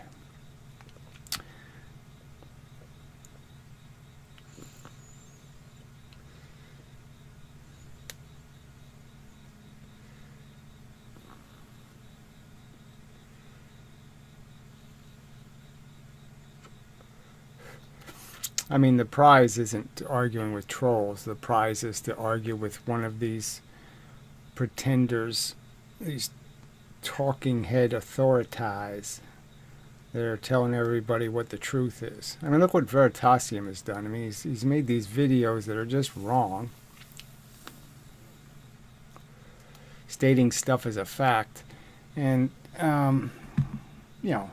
didn't get even the stupid whatever it was, the wind car. He didn't even get that right, in terms of what really was happening. That your propeller was a giant flywheel. And the only part that made the wind car work was the fact that they could turn the blades on the flywheel so they pushed air or they didn't push any air at all. So it was a pure flywheel when the blades are flat, and it was a fan when the blades are bent. And that was the only part of it, is you turn it into a flywheel, store energy in the flywheel, then you put the fan on and use the energy in the flywheel to push you, and then that runs out. You got to make it into a flywheel again, restore the energy, and push yourself a little bit again. And that's all that damn thing was. But it got all wrong. Then that silly electricity thing where he claims the electricity is outside the wires. I mean, it's just so fucking stupid. You can watch wires melt. The electricity isn't outside the wire. Oh, just too silly. Let's see. Let me put. Okay, I don't know what that means. Oh, she's back. Look at that. Finally. I'm not a troll, LOL. I was presenting an You're not presenting an argument. You're making declarative statements for which there's no fucking evidence.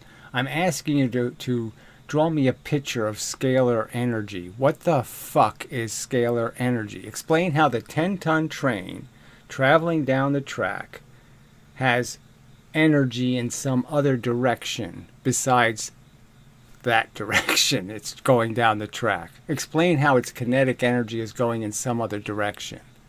That it's multi-directional. Because it's an idiotic statement. Just like the thrust from a rocket is somehow going in some other direction than that way. No, it's going that way. It's not going any way. It's going that way. It's clearly a vector. If I'm in space and I have 3 hands and I can throw balls, right? I throw 1 ball. I go 1 velocity. I throw 2 balls. I go 2 velocity. I throw 3 balls. I go 3 velocity. Explain to me how I did 9 times the work. Explain how I now am moving with 9 times the energy. Even though I only threw 3 units of energy, I somehow have 9 units of energy. And explain how the balls have something called kinetic energy in some scalar form when they're clearly just going in one direction. So until you do any of that, you're just talking shit. And you're not on this subject. This subject is show me some sort of evidence indicating your wacky Holy Ghost actually exists. You're just claiming there's an MV squared. You're not showing me one. We're free, whatever that means. Yay. Gary, you're a genius. Yes, of course I am. Obviously I must be, but I'm a genius on a planet of retards. Do you know how humiliating this is? I'm not smart. And yet, I'm smarter than all of you bugs. Yeah, I'm outperforming you people. But that is just being the smartest one on the yellow bus, isn't it? I mean, it is disgusting that we have 100 billion neurons in our brain and people can't do 2 plus fucking goddamn 2.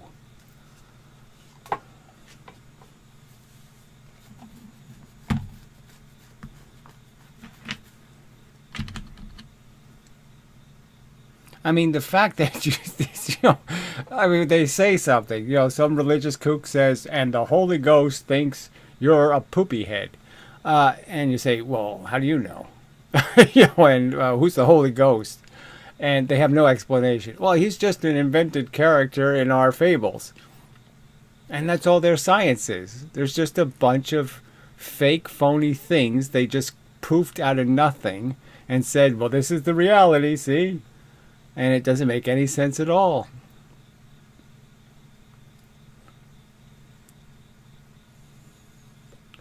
Oh, here we go. I mean, just too ridiculous. Helen, your example is going to be bullshit. Think of 2 cars. If one is going 30 miles an hour, this is like a word problem. But it's sitting in a bus going 30 miles. If a car's sitting in a bus going 30 miles an hour and this person behind the car behind it is smoking a cigarette, how much smoke goes up the frog in the pond 3 feet away in his nose? I mean, some kind of bullshit. Think of 2 cars. If one's going 30 miles an hour, rear ends a parked car. So it's hitting a car that's not moving. Some energy goes into moving the second car. Yeah, the part that doesn't go into heat. That is, it doesn't go into bending stuff and then go in some other direction.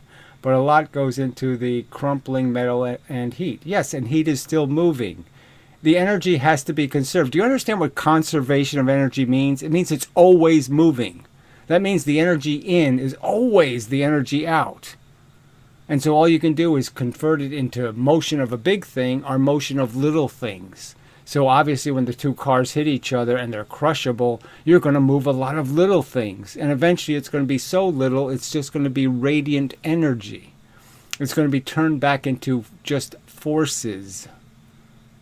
Jesus Christ, are you fucking stupid?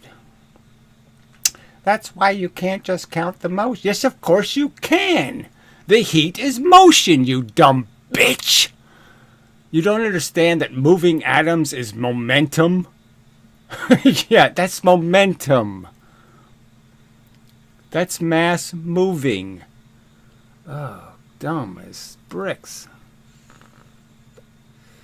Think energy multiplied. Fuck you. So again, it's a big lie. You're just telling stories. Did you measure any of this heat? Did you ever do any experiment where you measured the heat? Did you? No. Again, the ballistic pendulum, they're claiming that 99% of the energy is heat. And they've never stuck a thermometer in the damn thing. 99% of the missing kinetic energy is heat. And they've never stuck a thermometer in it. You think that's good science? Obviously, you're not a science lover.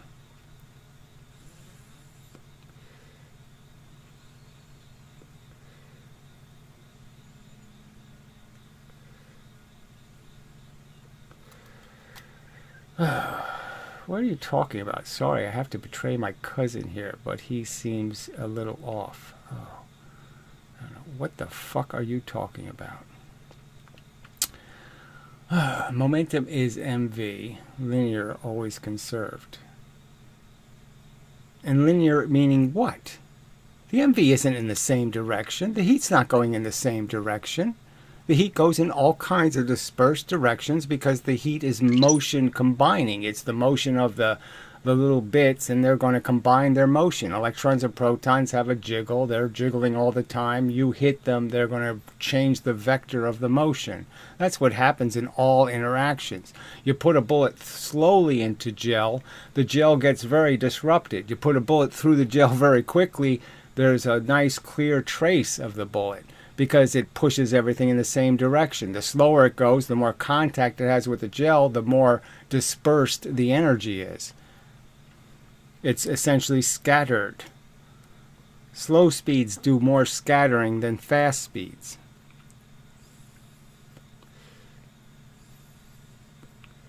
So you keep saying the same shit. Okay, you're done, Helen. Okay, you won't touch the arguments I've provided.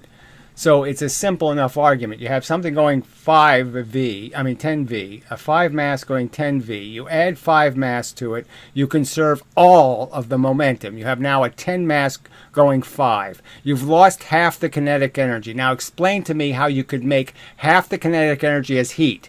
Because that means the heat is still motion in the universe. That means you can't have 100% of your momentum going that way and have momentum going that way. You can't do that. That's free energy, you dumb shit.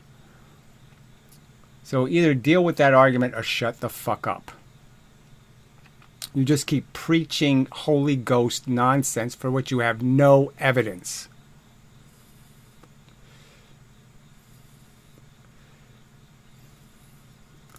You have no evidence. Okay, she just keeps doing it. So fuck you. I'm not going to do this. I'm not going to just sit there and listen to you keep saying, I love the Holy Ghost. I love the Holy Ghost. I love the Holy Ghost. You either provide evidence of its existence or you just fuck off.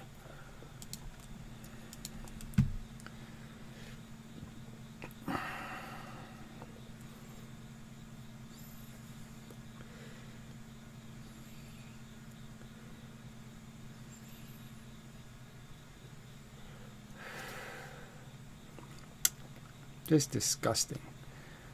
I mean, these are not complicated arguments, right? I mean, look, I'm sitting in space, 3 arms, 3 balls. There's just no way to debunk the argument. The simple truth is I get 1 velocity with 1 ball, I get 2 velocities with 2 balls, I get 3 velocities with 3 balls, just as Newton said. 2 units of force, 2 units of velocity. 3 units of force, 3 units of velocity. Fits perfect, works perfect, is the actual fact. And there's just no evidence that I did 9 times the work. 3 balls was 3 times the work, not 9 times the work.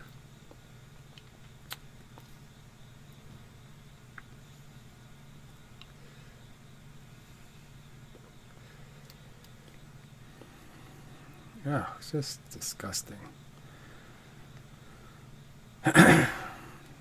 So these are the people that just destroy science because they don't say, I need to see it. I need it proven. I need it demonstrated. And they just believe it because their hero says so.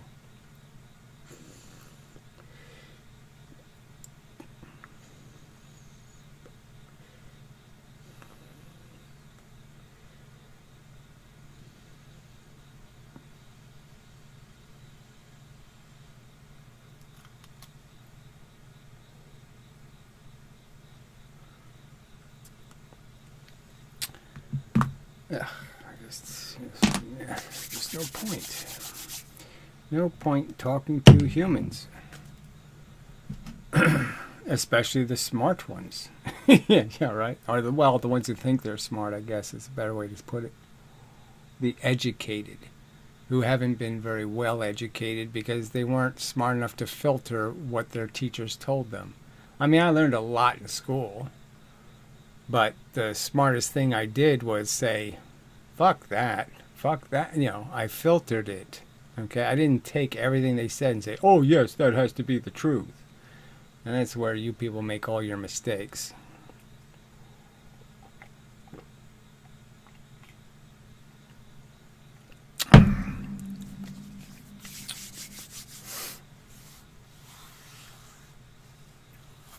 I mean, I can't believe how simple the answer to the drag problem was, right? And I was thinking about it for 10 years. 10 years. You think I would have come up with that one? I mean, it's so obvious, that I can't change how much force is hitting me from one side. I can't change it by moving into it. The amount isn't going to change.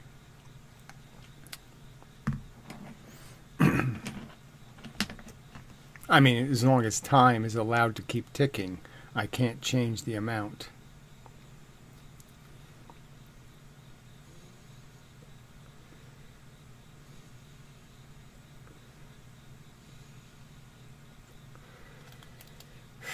Because as soon as I stop, I go back to the same amount of force on both sides of me. I can't change how much force was on both sides. I can't change how much was going this way versus how much was going that way. I can't change that number by moving into it or away from it.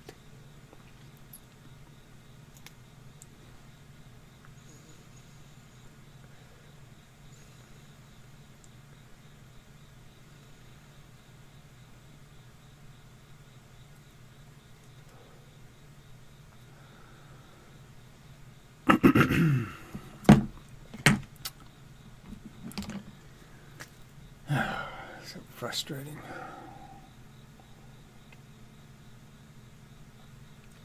All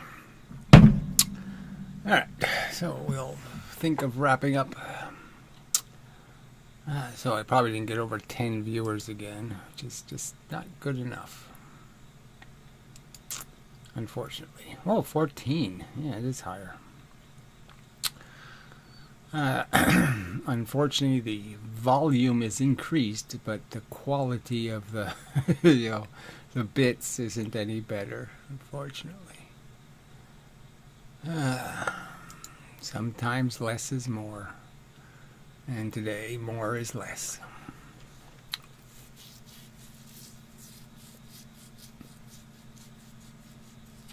All right, so what is I said, okay, the cold argument. Yeah, might we'll just do that one quick.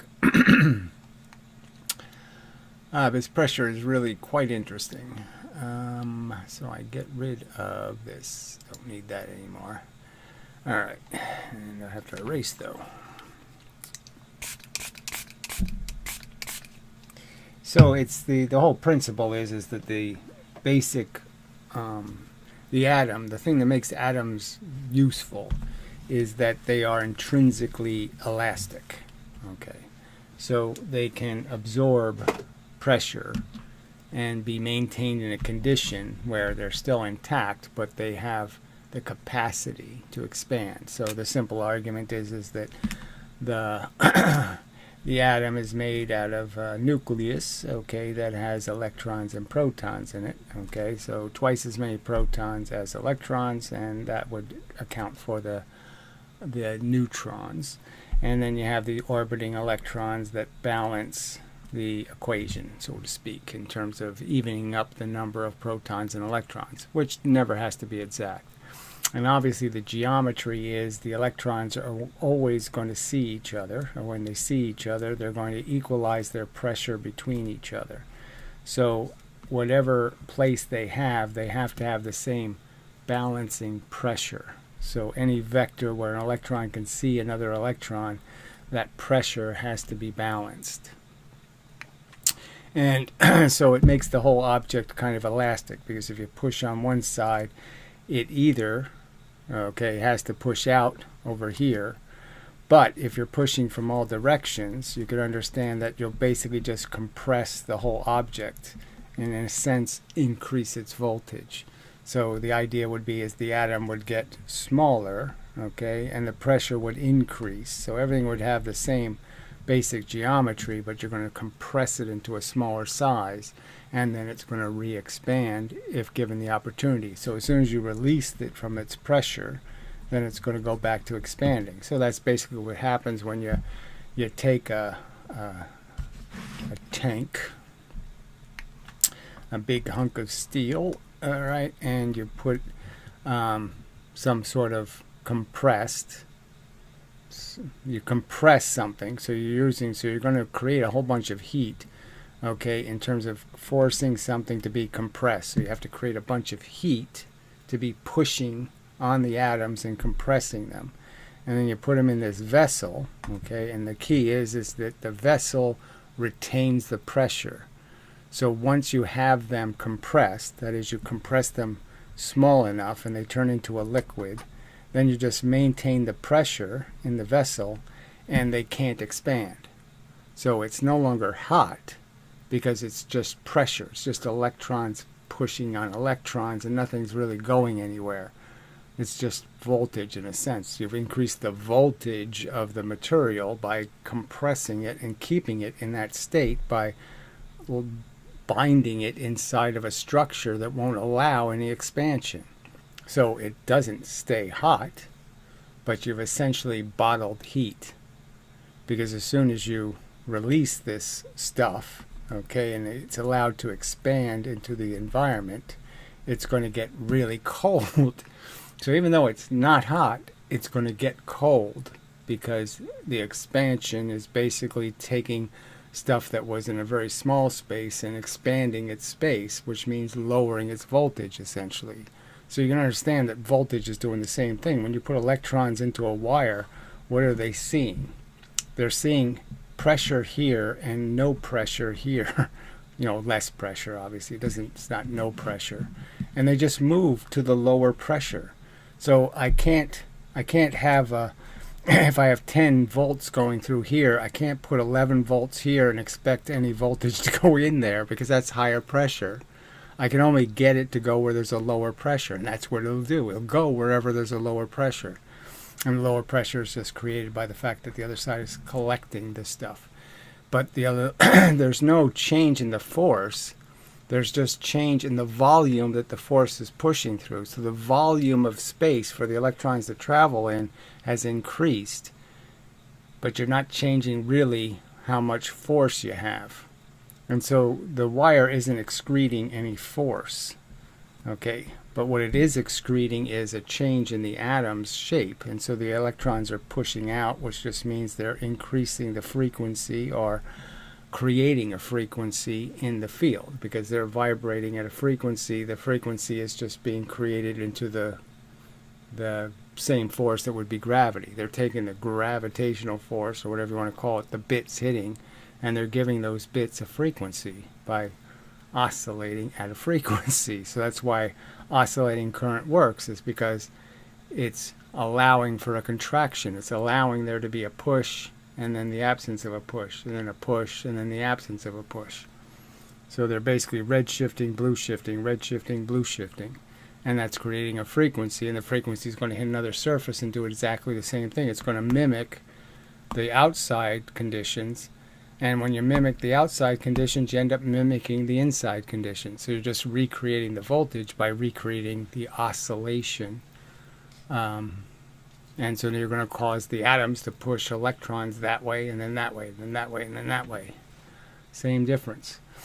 So it's really, you can turn all of this into an argument about it being pressure, okay, that creates the concept of a potential to move fast.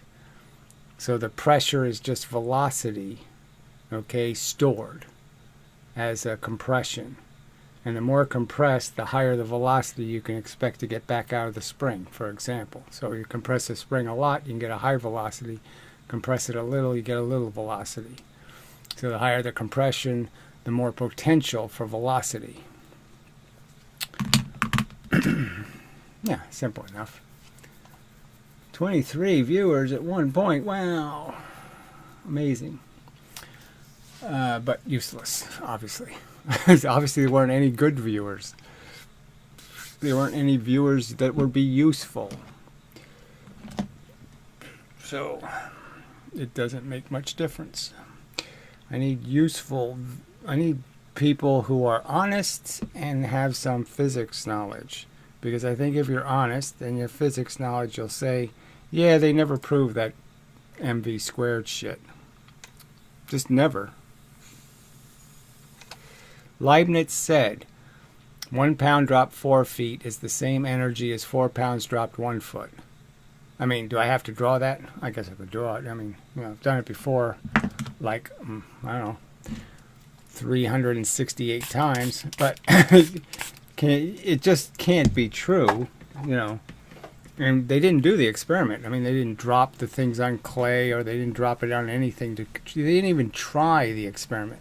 It's not that they, you know, it's like one of those things where you say there's no evidence that anybody even tried to collect the energy. It's always difficult. You know, making an experiment that can collect energy perfectly is not simple. That's why Joule went to all this trouble to make the Joule tank.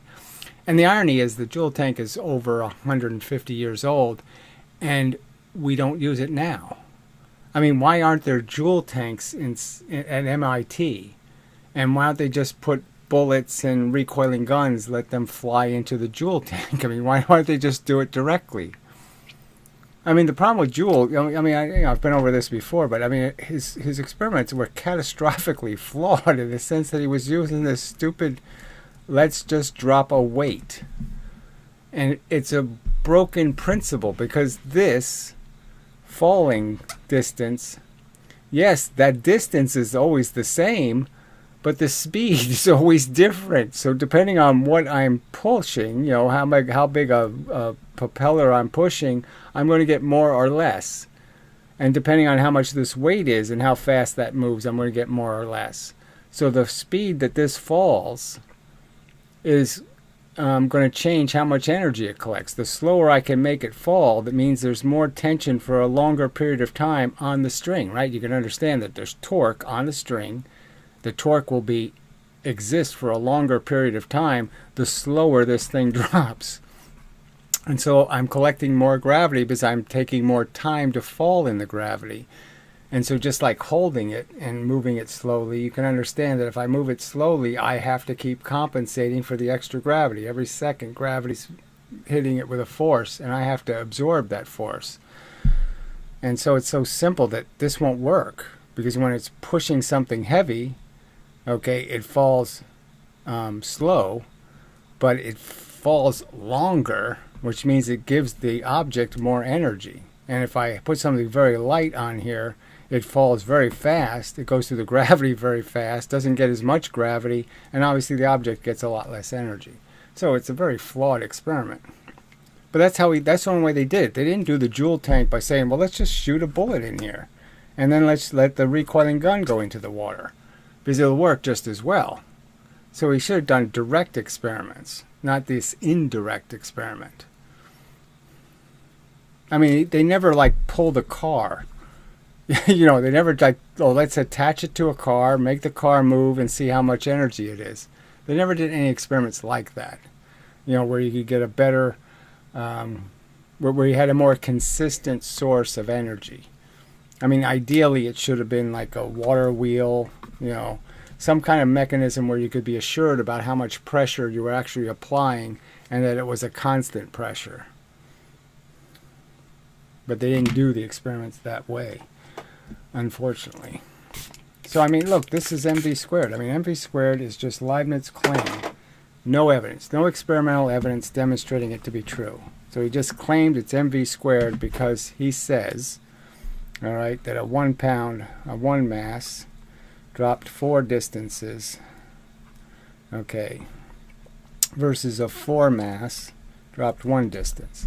And his claim was that these two things are the same quantity because this is 4 mass, okay, times 1, and this is 1 times 4 units of distance.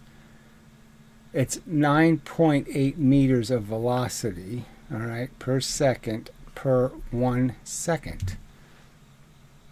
This only takes 2 seconds. Okay, there's only 2 units of time. This takes 1 unit of time. This takes 2 units of time. It's only in the gravity 2 units of time. It's only traveling 19.6. It's only traveling, this is traveling 9.8 if we do it 1 meter. I mean, we do 10 meters. Well, we do 4.9 meters, sorry. So if we do 1 second would be 4.9 meters of distance. 1 second, so let's just say this was 1 second. This is 4.9 meters because we know the first second is 4.9 meters. And so we know we're going 9.8, so this part we get for free. And this is the 4.9 again. And the 9.8. So you know it's only 2 units of force. So you know that this equation is really 1 times 2, okay, and 4 times 1. Obviously 4 times 1 is twice as much as 1 times 2. But we have no evidence. This experiment has never been done by physics. This simple frickin' experiment. Then I pointed out the other simple experiment, right, is the scale, which will demonstrate this mechanism. Just turn the scale on its side, right? So you have a scale. You're going to measure, the impact energy. And the simple truth is there's a velocity. You can put any mass in at this velocity, and you'll read its gravitational mass out. And I calculate that to be 1 mile per hour. So I move something, an elephant at 1 mile an hour, into the scale. It will have an impact energy that will equal its gravitational weight. So it'll weigh elephant.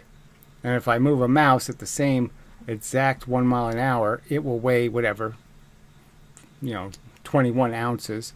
It'll weigh mouse. Okay? That's just the fact. Well, I guess it's a lot less than 21 grams, I meant to say. But, this isn't complicated. Why are you bringing up Blithering Genius? Why do you keep trying to make references to the other channel? Why? Why are you doing that? I'm making physics arguments. Can you understand? Damn. Just amazing. All right. Let's see what this is. So did I 1.0 Great Minds Think Alike. I don't know what that even means. The faster it falls, the more KE it gains. Probably Helen. So again, what the hell are you talking about? I'd imagine Helen saying that. I don't care. Why, let it go. Let Helen go.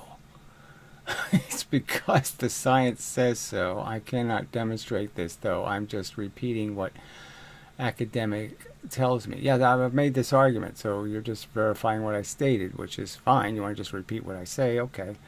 Does that sound like Helen? So you're just wasting my time. Yes, Helen is so great. I love Helen. So you're just wasting my time, you people. You all suck.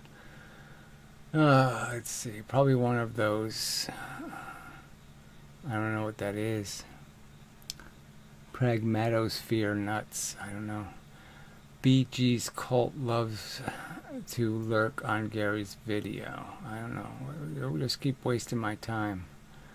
Okay, what's a BG? Yeah, Jesus.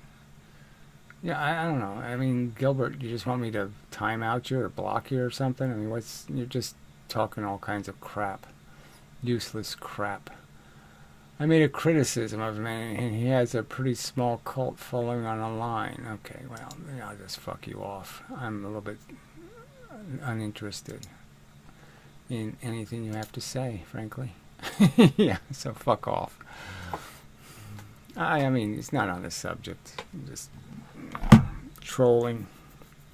Wasted goddamn time people are. Just keep proving it over and over again, right? I mean, it's just, yes, you make arguments and they just get ignored, and people just do their yammering of whatever lunatic crap happens to be on their mind.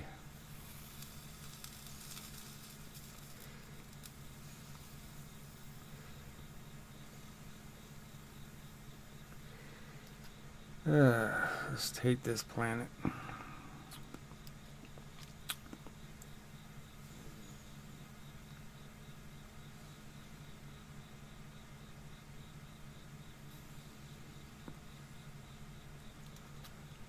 All right, 2-minute warning or something like that.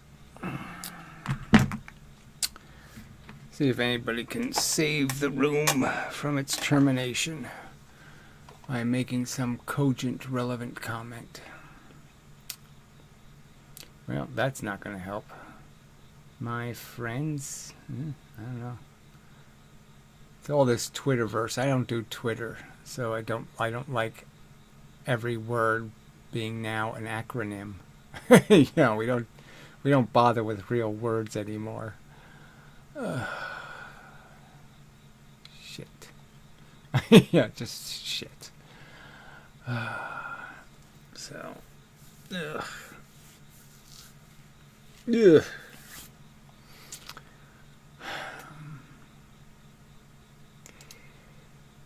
I just have to do my job and just keep recognizing that there's nothing I can do about the fact that no other humans will do their job. Yeah, so not my fault. I will be rational and reasonable, and the rest of you can, yes, just continue being babbling morons. Yeah.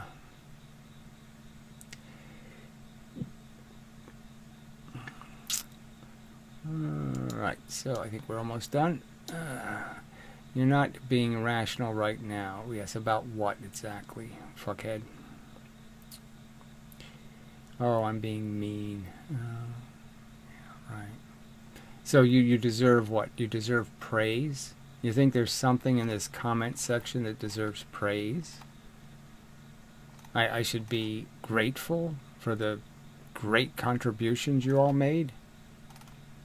Yeah, fuck you. Yeah, no, I'm not grateful.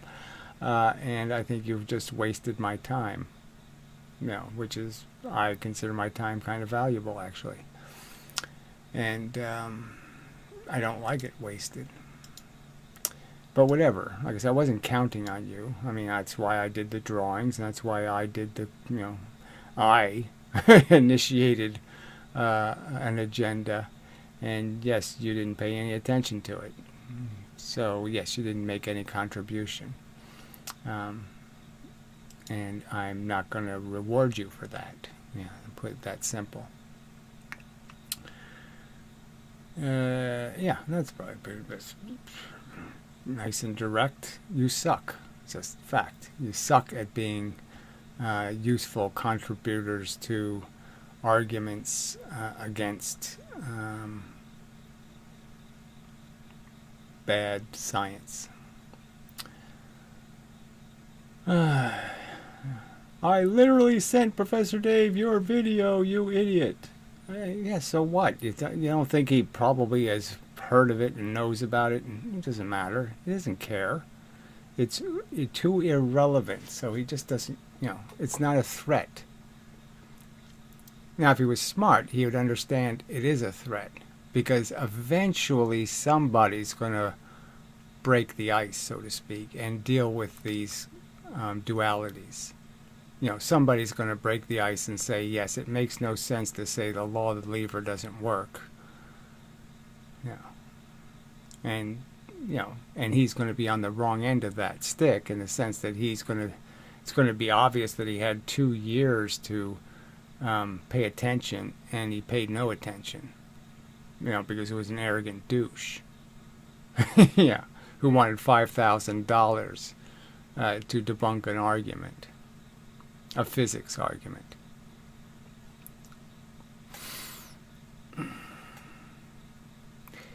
So let's see. No, he doesn't. I wonder what no, he doesn't means. What a doofus. Yeah, I don't know. Which doofus are you talking about? These three word sentences are just not very useful. Look, you might just keep playing this free Helen shit, okay? It's a waste of time. She has no evidence. She's not going to do anything but keep saying, the Holy Ghost is real. The Holy Ghost is real. Why should I just, why should I listen to that broken record?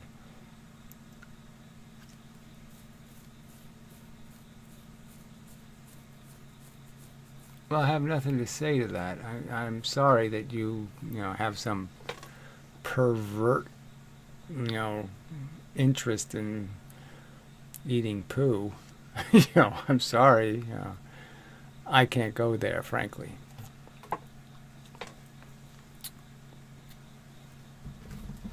I'm not a poo eater.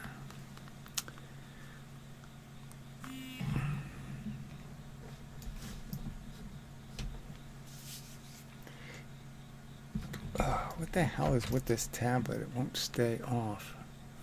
Stay off. Thank you. Jesus.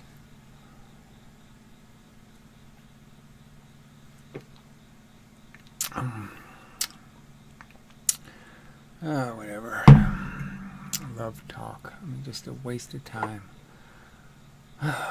So, I don't know. What do you want me to do there, Mr. Robert Rue? I mean, you bring up Biden now? What the fuck are you doing? I don't know. So, I mean, there's no timeout that says 4 days, but I want to give you a 4-day timeout, so I'll just give you a 24-hour one. I mean, you're just wasting my, the photons that are hitting my retina. You're wearing my retina out just reading your absolute babbly nonsense. So stop doing that or you'll get blocked completely. Because fuck this. I'm not interested. Do you get that?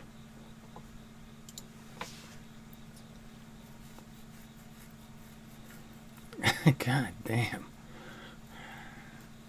You're all just such goddamn creepy assholes. Ugh.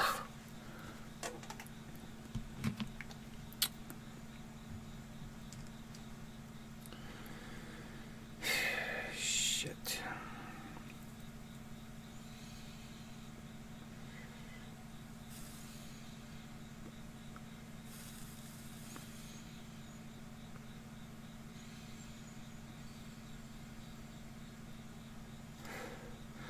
All right, should have left 5 minutes ago. I should have left 10 minutes ago. Probably should have left 20 minutes ago. All right, I don't know what frig means. Frig. I don't know what that means. Shit. Oh, fuck. I know what fuck means, yeah. Fucky thisy. Okay, so I'm getting the hell out of here. So anyway, yeah, fuck you people. That's all I got to say. Fuck you. Useless.